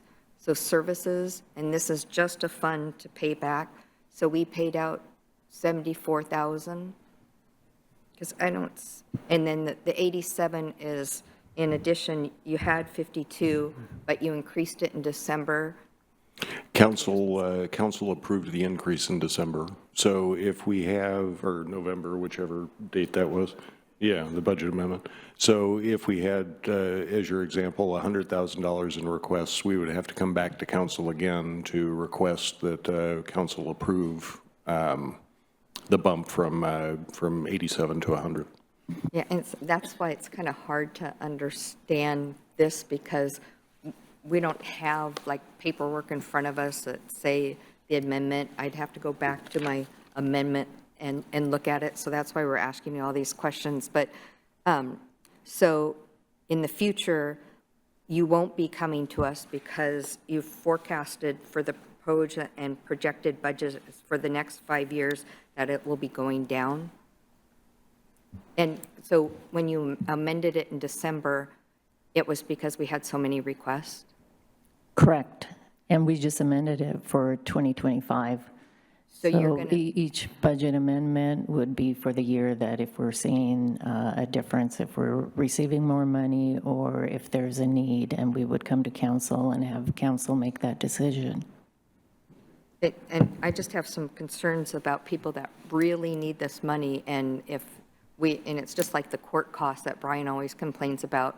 Sometimes we pay for their fees and they can actually pay for it themselves, and the people that really need it don't get that opportunity because either they don't know about it or those funds are taken by people that can actually afford to pay. So you guys are looking into that and will be redoing an evaluation of how people apply? Yes. Okay, thank you. Pro Tem. Thank you, Mr. Mayor, and thank you, Councilmember Sonmore. And thank you for the work that you're looking into how we might be able to make sure we're adjusting based on actual need. I think that's going to be important, especially considering our budget constraints and challenges. So along those lines, what do we think might be the budget savings by tightening those restrictions? Are we looking at, $5,000, $10,000? Are we looking at $25,000? So that's really hard to determine because we don't know people's situations and we don't know if there will be new people. We do have renewals throughout the year, or there's a renewal process, and that's coming up in a couple months. And then throughout the year, there are others who apply. So that's really hard to give a number to it, but I know we're tightening up. There are some loopholes in the application right now, and so we're hoping that this does go down, but we want to make sure that the people who really deserve it are able to, yeah. Very good. Thank you. And one just Yep, go for it. follow up, and I want to make sure I get it right and just explain. Everybody in the city of Mountlake Terrace has to have garbage. There's no opting out for that, correct? There's just only opting out maybe if you're on vacation for a certain period of time. And that's why I think Brian's bringing it up, because it's so important, because everybody has to have this service. And a lot of people feel if they're out of town for like a couple weeks, they'll get it adjusted, and that doesn't happen. And we've had people come in here complain, and so that's why we're asking a lot about this fee.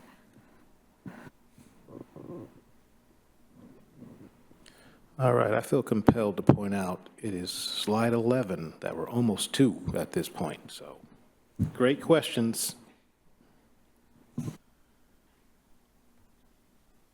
All right. The next operating fund is the street operating fund.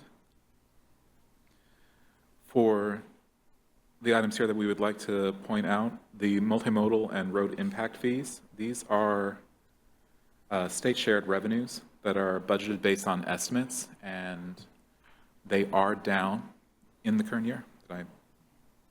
And the MV fuel tax. I read the wrong line. Sorry about that. I meant the MV fuel tax and the multimodal distribution are the state shared revenues. And also, going down into the expenditures, we did come in below budget on supplies and services. Based upon what we were looking at, the budgets for those items seem to have been conservatively budgeted, where we budgeted a little bit of extra room in case it was necessary for maintaining operations.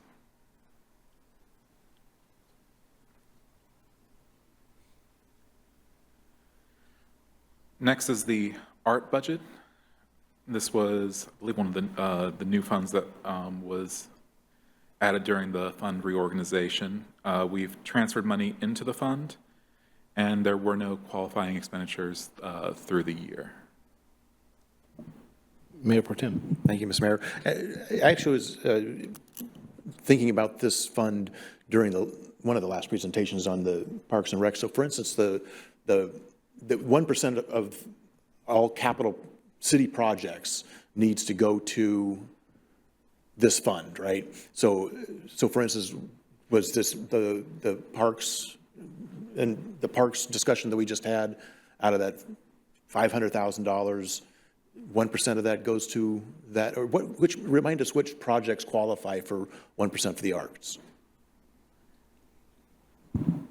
I would have to look at the ordinance language to be sure, but I believe those funds are for city art projects. So think about like the pedestrian plaza art installation. Right, but it's derived from 1% for the arts coming from capital. Where the revenue comes from? Yeah, right, yeah. Okay, so revenue city capital projects, and not all, but some city capital projects dedicate that 1% to the arts fund. And I would have to read the exact ordinance language. I don't remember it off the top of my head, but that's generally how it works. Yeah, that's what I recall too. But I was thinking about the park, when we were talking about the park project, does 1% from the park. So I'd be curious what those exceptions are, but in general, it's all capital projects. So that means 1% of our capital budget is going to fund this fund, and which gets me back to, and I believe the Arts Council was looking at a strategic plan for tapping into or utilizing the 1% for the arts. Is that what I recall? I'd love to hear more about where we're at on that, and maybe have a work session on the 1% for the arts and how we're utilizing that for placemaking here in our community. Thank you. All right. This fund is in our presentation. It was approved by council to have it set up. It is for tree planting with the fees in lieu of taxes. There were none in 2025, so there was no spending out of this fund, and there is no revenue to the fund.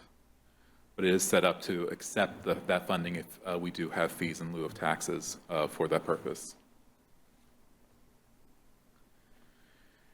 And now the opposite of that, and the American Rescue Act, the ARPA fund, is here. The last transfers were made out of this fund. After this year, all the money will be in the appropriate fund where it will be spent, and this fund will not be in future presentations because there is no more ARPA money to allocate out.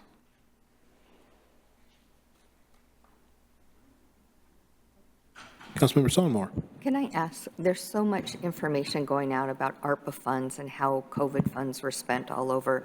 Are we going to have to ever go back and audit those funds and look how the monies were spent by each organization? So we just had an audit on the ARPA funds for 2023, and it was a clean audit. They did not have any comments at all. They said it was excellent. And so this year, we're using all of the money, the rest of the money. We have, I can't remember how many projects we had, but for this past year, I think there were just 5 left, and we had, at least 20-some projects. So we would have to look at the expenditures have to be over $1 million spent to be audited again for it. So I don't have that number for you, what we spent in 2025, but if it was over $1 million, then we would be audited on it. And Per project? for total amount, all projects. And we've already submitted our clean audit report to the U.S. Treasury. Good deal. Thank you.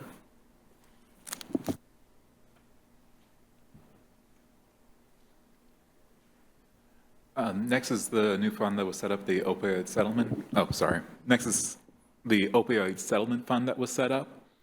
We've transferred all the money that we received that was previously, I believe, in the general fund to this, and it has been set aside to be used for only drug prevention services in the city.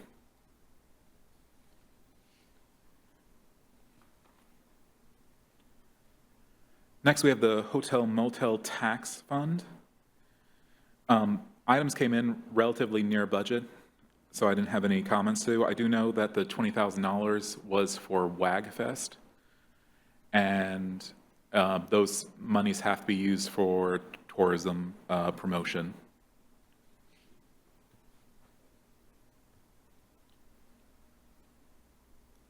Next, have the General Debt Service Fund. This is just the processing fund for paying for the general city debt. So the one item here I'd like to point out is that budget approved for transfers into this fund was $711,000, which was roughly what was paid out in debt service for the year. We only transferred $450,000. The fund was carrying a balance from small amounts being transferred to it year on year. So going forward, the fund should come out to be where we're just transferring in the amount of money that needs to be paid for the debt, and the fund itself won't carry a balance, a large balance year to year.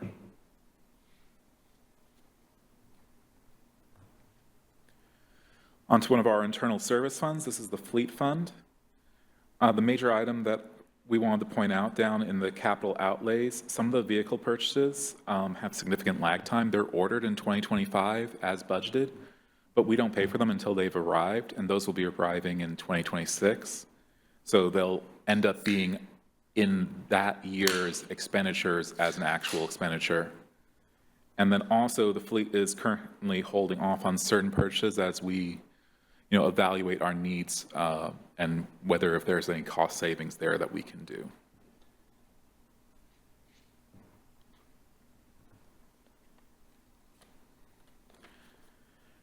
Now on to the Information Technology Fund. This was set up and separated from the general fund.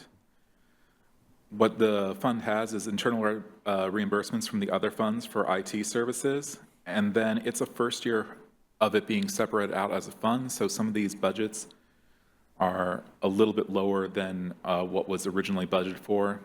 That will be adjusted during the next year's budget process to bring them down closer to actuals or to the plans that they will have.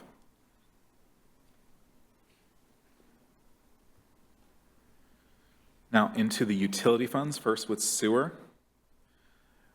I have that's the service revenues are a little bit over budget. That's just based on usage during the year. And that capital facility charges were significantly lower, but that's just based on development activity within the city. So that's pretty consistent with where we were in quarter 3, and there was no major change between then and now.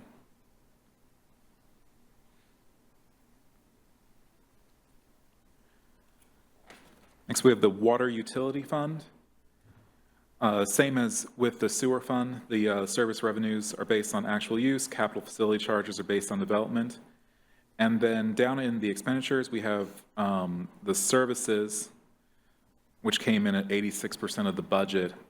The one item there that we were able to identify is that AWWD services are still being, Alderwood Water are still being purchased at 2024 rates as negotiations are happening on that item. Councilmember Sonmore. I can't remember the total details, but I just wanted to ask, the city of Lynnwood wasn't charged, or how did that work?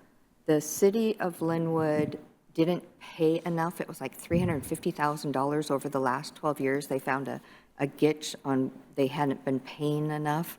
I don't know if you know what that is, but I was just wanting to make sure that we're not in that same boat. Maybe you could ask the water utilities about that. It just came out last week or the week before, and it said, I think it was the past 12 years, and I didn't know how they could have gone so long with not paying, I don't know how much, maybe $40,000 a year, how many adds up to $350,000. But I was just kind of surprised how that one came out to be. So I was just going to ask, and I saw city manager looked over. So there are a couple instances, we're not in that position, but there are a couple instances right on our border where there are some connections that did not have a meter installed. We're rectifying that with Lynnwood. But as far as us not paying what we were supposed to pay, we're not in that position that any of us are aware of. Mayor Pro Tem. Thank you, Mr. Mayor. So I'm curious about transfers to other funds. Is that to the capital fund? So capital and debt service for this fund. Okay, so transfer to other funds, that's going to the capital fund for our water projects, and same thing with the other one on sewer and stormwater.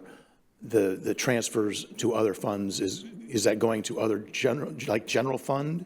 Or is that going those to? are all going to their The capital outlay for capital and the debt those- service funds. Okay, that's, because I was curious, if we weren't accounting for that, how we account for capital projects in each of these utility funds, but that's. So we set up a managerial fund, a separate fund, which will be later in the presentation, just for the water utility capital projects. And this is the transfer to give that fund.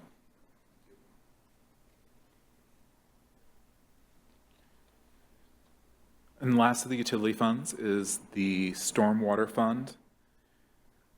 Expenditures were roughly on target, and the service revenues were just slightly higher, mostly due to what was actually used during the year. Now, this is a new fund being presented. It has all the debt payments for all the utility funds are in this fund now. And one of the transfers from each of the funds that have debt to it, each of the utility funds will transfer money to this fund every year to pay for their debt, and that's all that you'll see move through here.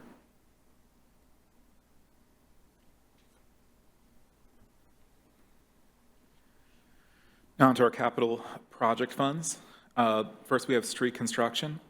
I want to point out what were the major projects that were in our actual expenditures this year, which included Main Street reconstruction, 66th Avenue repaving, adaptive signals, and school street signs.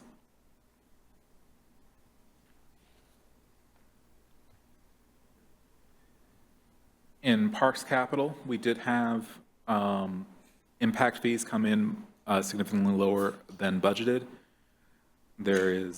That's just based on incoming development into the city and where it ended up.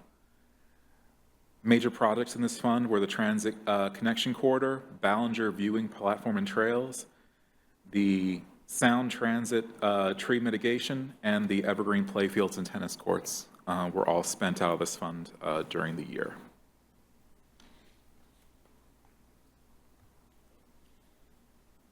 The real estate excise taxes fund, the expenditures of this fund are just transferred to their final destination, and we have transferred it to the other capital funds where they will be spent.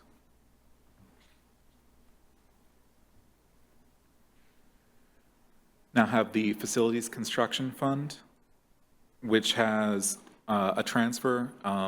As the fund was set up, it was transferred funding out of parks. So parks, we used to have one capital projects fund. It's now the Parks Construction Fund and the Facilities Construction Fund, so it's more discrete on what the money is being spent for.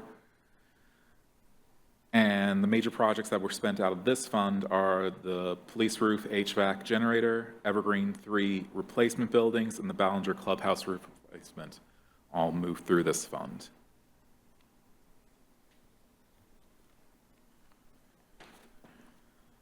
Now, the next three funds we're going to go over are the construction funds for the enterprise funds. The transfers in were, as we were talking about earlier, this is where some of the transfers went from those other funds. And the major project that is in this fund this year was the Hall Creek 220th biofilter project. Mayor Pro Tem. Thank you, Mr. Mayor. So just looking back at the transfer out of the stormwater utility was $1 million, and the transfer into the stormwater construction is only 400, where is it? Yeah, 447,000. So we're just curious.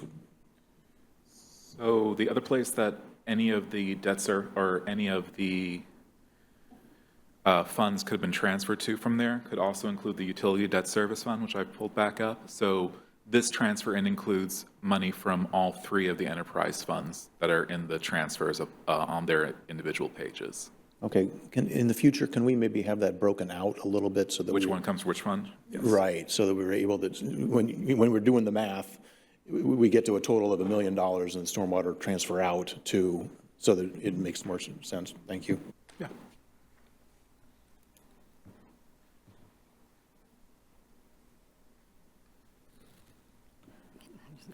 Councilmember Sonmore. So just to go on with Councilman Wall was saying, so because we're trying to track the expenditure controls and cost shifts, and that was another thing because that came out of the Finance Committee. And so is it possible, I know we'll talk about it in the future, but can we see that next time in the budget as well? Because that's one of our cost-saving measures that we're looking at. Cost shift? My apologies. Yeah, I'm sorry, but could you repeat that? Can you turn your mic on? Sorry. It came from the recommendation for the, and I know what we need to talk about it more in depth, but it came from the sustainability recommendations on how we're going to, but it's looking at how we pay from the general fund and how we pay for our services. And so we're looking at a cost savings from there. Mayor Pro Tem. Thank you, Mr. Mayor. Yeah, I was thinking about discussing that when we had the real estate excise tax fund, because that's where the proposed transfer that was, and it wouldn't be appropriate for this discussion because that's just hypothetical that we're talking about. But I was thinking about mentioning it during this discussion just because of that exact thing we do not have the capital funds needed to cover all of our capital projects. And one of the possibilities is to transfer funds from the real estate excise tax, capital dollars being spent for capital projects into the general fund to help cover, which was the concern that I raised last time. And I hope we don't do that. So I hope we don't end up having to incorporate that into our future budget outline discussion presentations. But it is a consideration that we're going to need to take a look at and recognize the impact it has on our capital projects if we were to further consider that option. So we'll call that foreshadowing for next week, but let's go back to your presentation. All right. Let me get back to where we were. I believe we were at, we just got done with stormwater, so we're moving on to sewer. The income from this was the transfer from the fund and major projects in the fund. I know there was $6,000 in spending, so major is carrying a lot there.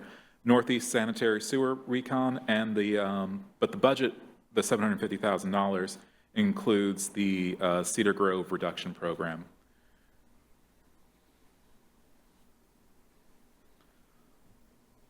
Water construction, the major projects in this fund are all the water main projects.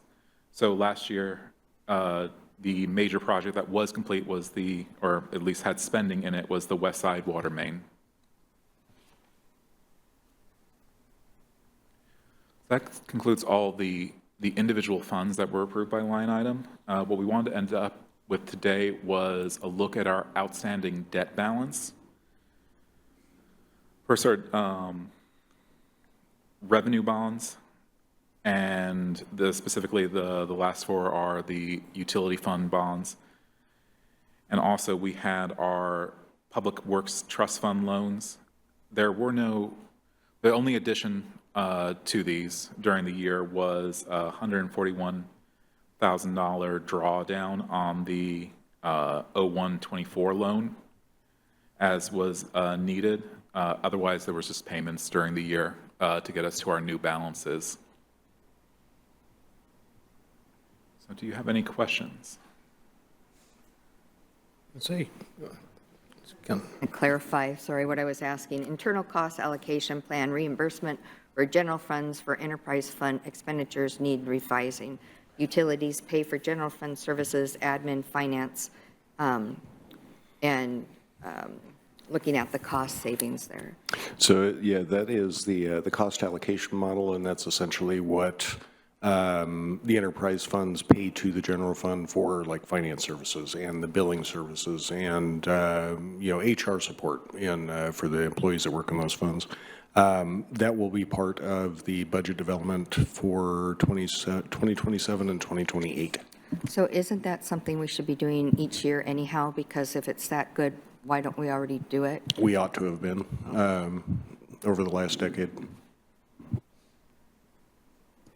Others? Feedback, comments, questions? All right. Well, then we shall end with mine, which is I hope you have a wonderful night. We shall move forward now with number 7, review of interlocal agreement with City of Lynnwood for sewer overflow, which I looked ahead, that's 56 slides. No, that was for Jeff.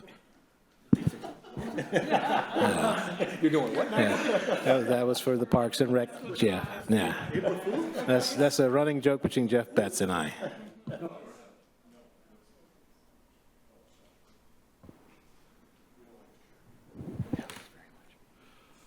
Okay, good evening, Mayor Pro Tem, and Council. Here today to talk about a agreement with Lynnwood, but I first wanted to just remind you, with our wastewater system, we have agreements with 4 entities because of our location and the geography. It's a very complicated system. So first is Edmonds. That actually is for our wastewater treatment. Olympic View and Shoreline are also part of that. But again, that particular agreement is, we own a portion of the treatment system, 30%. So that's what that agreement's about, the capital and operating. With Briar, we have flow swap. It's funny to think about that for sewer. But some of their properties connect to ours, and some of ours connect to them because of gravity.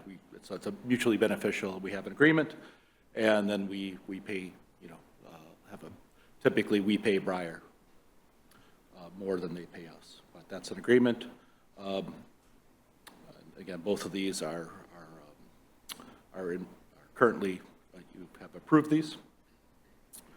Shoreline is very similar to Briar, except it's really one way. We are taking some of our properties and connecting to their system, which then go to King County.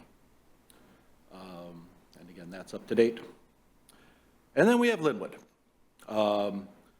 There's 2 agreements with Lynnwood. One I put in your packet, and I didn't mention it, but they actually have 7 homes that, or I think 11 homes that, long story, connected to our system. And then we just build them directly. And I did put that in there. It's ongoing. It approves, I think it was first approved in 1987, and it continues every year. So there's really nothing we need to do with that one. But I wanted to put it in there just so you're aware of it. So the one we're talking about today was initially crafted in 1977.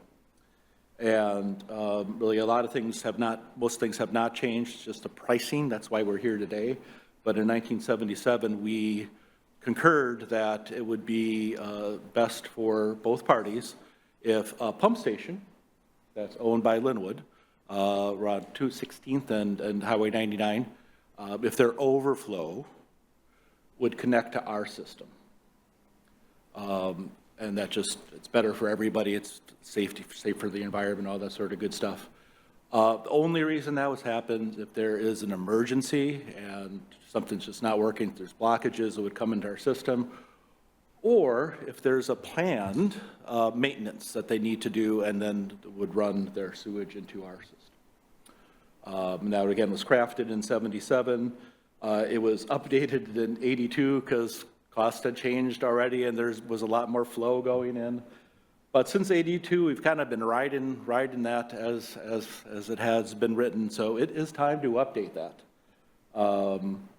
And we had our wastewater operations manager work with Lynnwood, and they've crafted what you have in your document, which is really, again, just a revised ILA.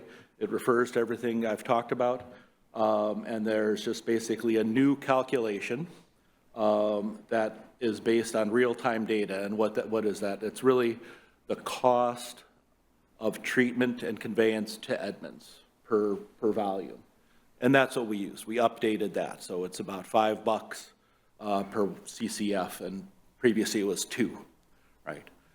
And so that's the new cost factor. And what also has changed over the years is there's better monitoring in the Lynnwood system, so that we really can track how much volume is coming into our system when it does, either in those 2 cases on unplanned emergency or a planned outage.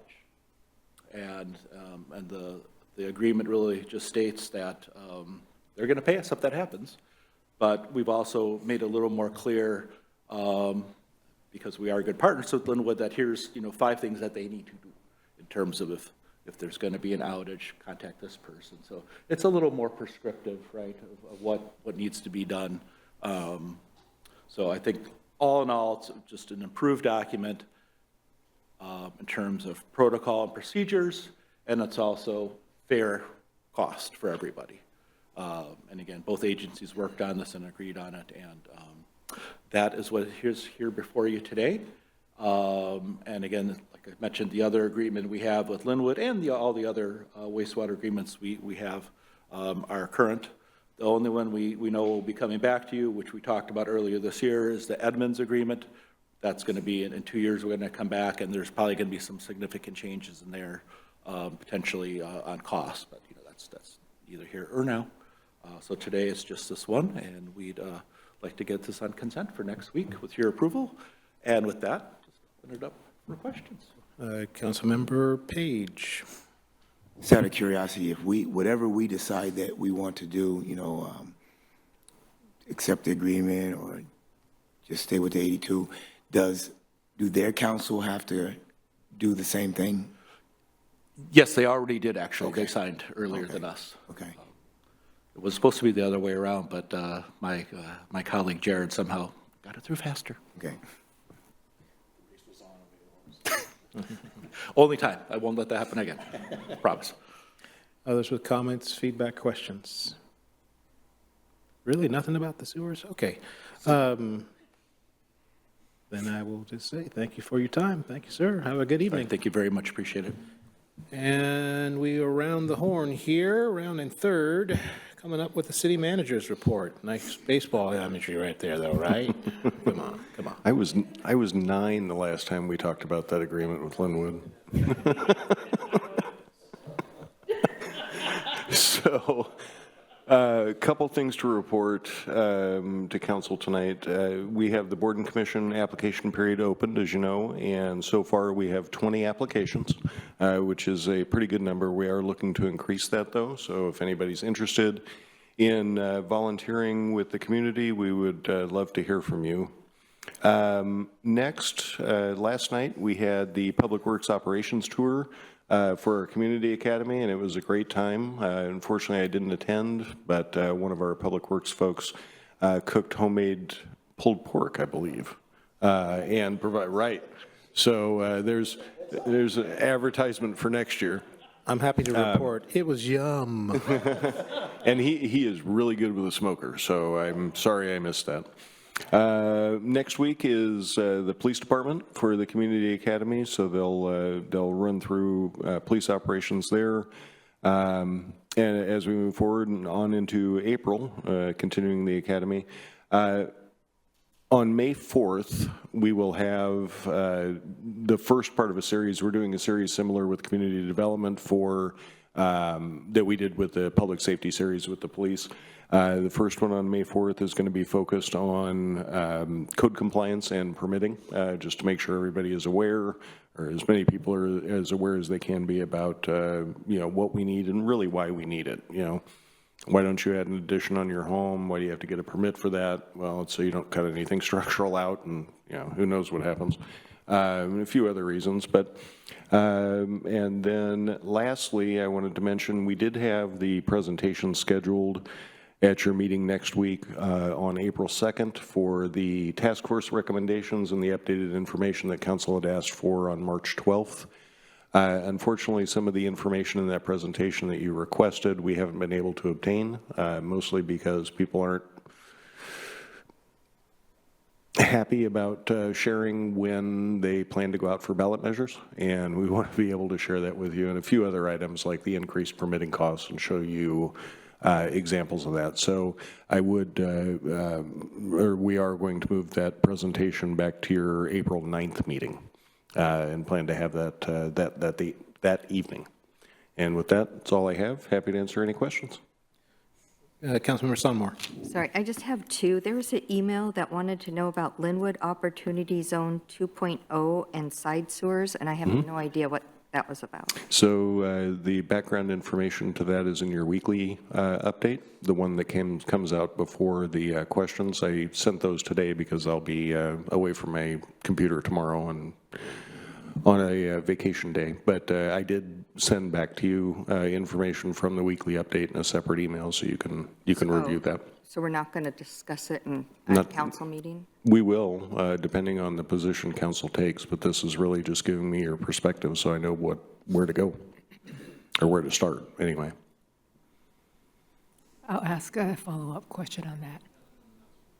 Councilmember Matsuura Wright. Thank you.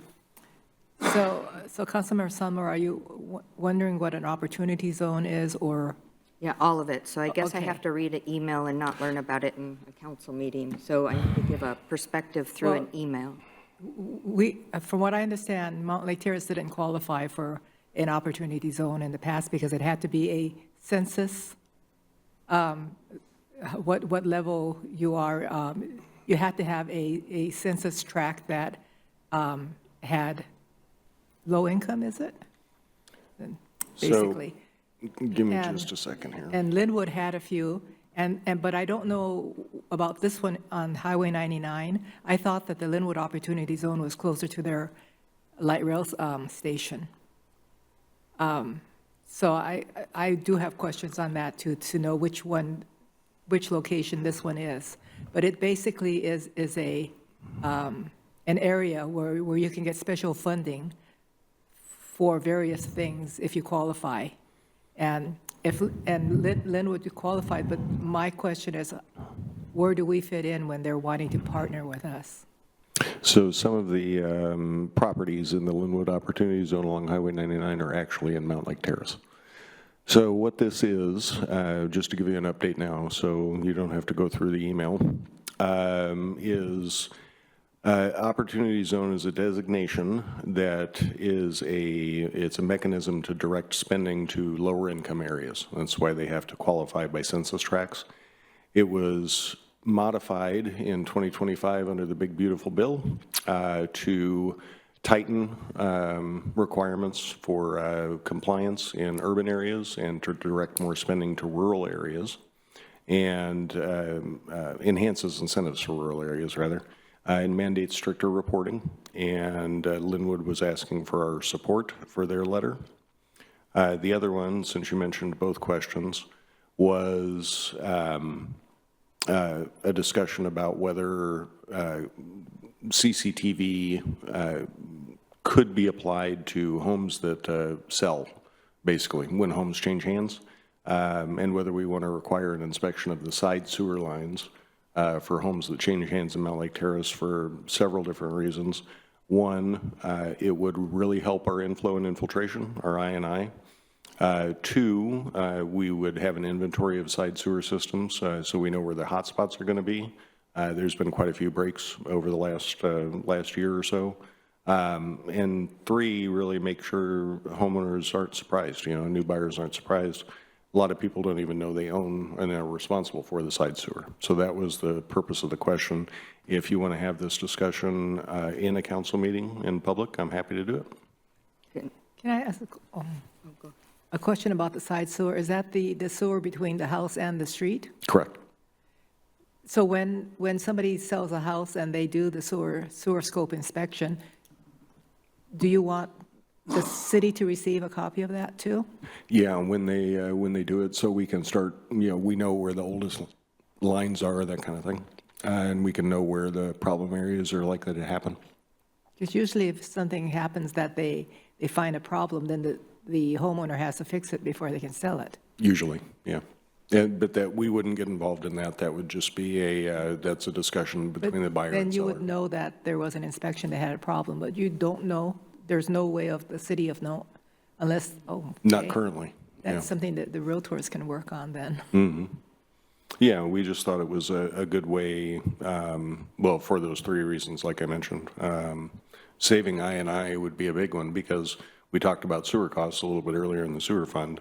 Every drop of rainwater that flows into the sewer system because there's a break in the line, that's I&I, inflow and infiltration, goes to the Edmonds treatment plant that we have to pay for. So all of those lines that we can fix saves, the ratepayers and the city money over the long term. Councilmember Sonmore. Oh, so my perspective is if you want feedback, that's why I like having items discussed in council meetings, because I learned from what Kyoko's experience is. So if you want my perspective, I would ask to bring it in here so it's on record for people and to know a little bit more about the Lynnwood opportunity. If in your email, I guess it must say that the city of Mountlake Terrace has properties within this site that could be used, but we need to support Lynnwood. Wouldn't we want to support ourselves in that as well? Our census tracts don't follow city boundaries. Census tracts are their own boundary. They don't exactly follow city limits, and opportunity zones are designated by census tract. As Councilmember Matsumoto Wright mentioned, the city of Mountlake Terrace does not have any census tracts that would qualify. But how did this one qualify? Because it didn't show up before. And the only three properties we have on Highway 99 is the old casino and at Cordova's family. Oh, yeah. And then the other espresso stand beyond that. That's the only three properties. So I don't know how it qualifies. I haven't looked at Lynnwood's analysis. Just wanted council's perspective before we dived in and put that on our work program. If you're not something that you're interested in, then we won't. Well, it's a wonderful opportunity if we can join them on that. And it's right on Highway 99, which we need to get beefed up to get more businesses coming in. So I think it's a great idea, but I just didn't realize we had even a chunk of a corner. I guess we owe Lynnwood a thank you since they did the analysis, if I'm following this conversation. I also want to back up and say this was all brand new, but you just said this is written down in the Thursday now because you've taken off tomorrow report. So I just want to echo thank you for that because I don't learn this way. So I appreciate that. I can go back and look at this, but I did hear enough to say it sounds like you got what you needed, that yes, we are interested in this, because you answered my only question, which was, yeah, wouldn't it end if it was in Mountlake Terrace? But if it's its own process, then that makes sense that we got lucky.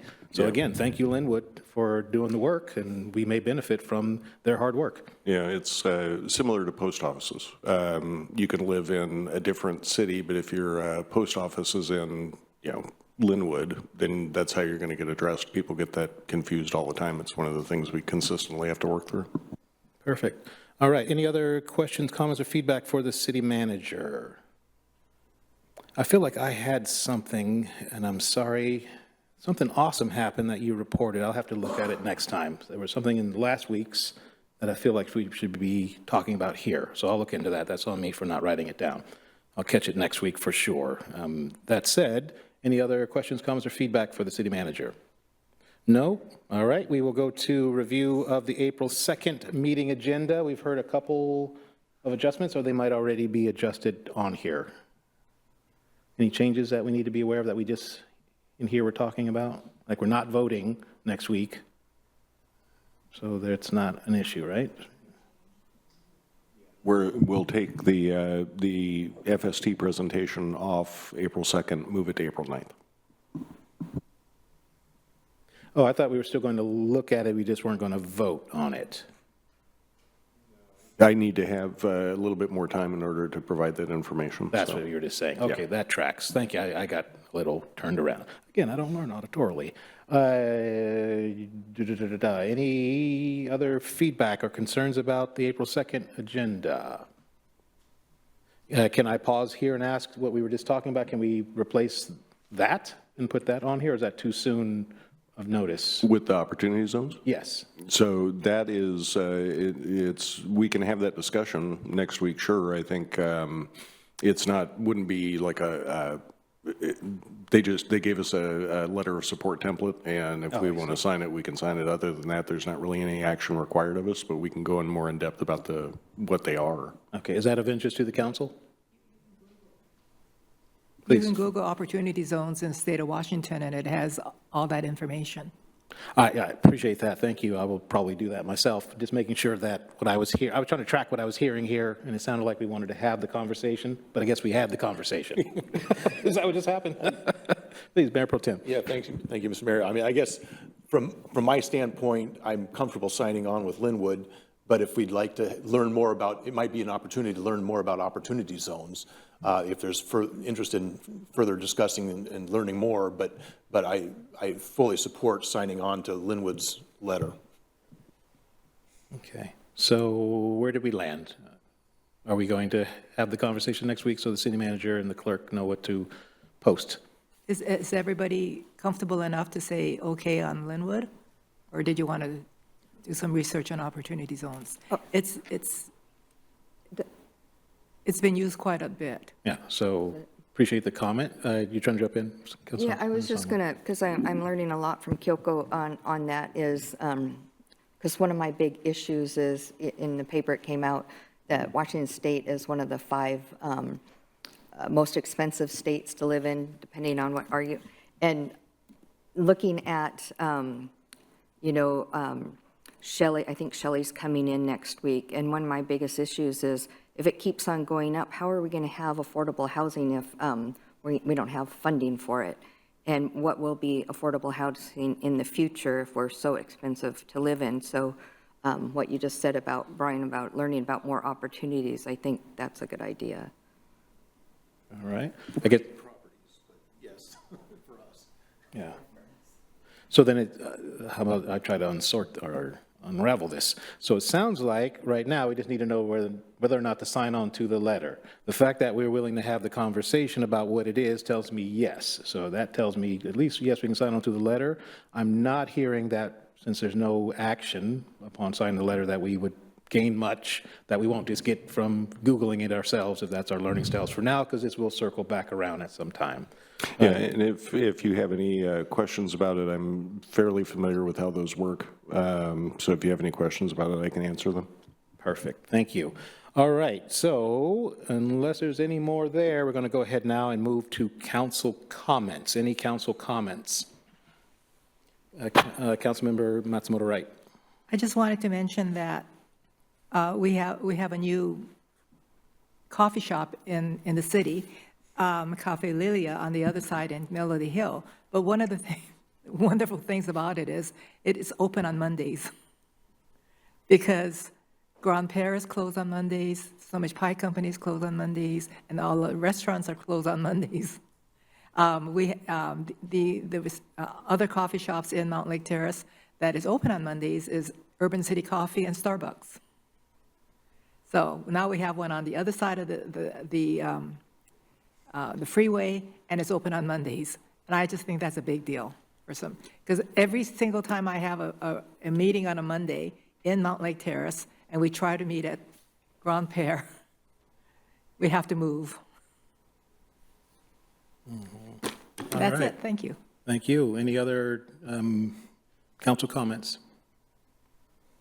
All right, I'm making mine right now, and with that, we are adjourned.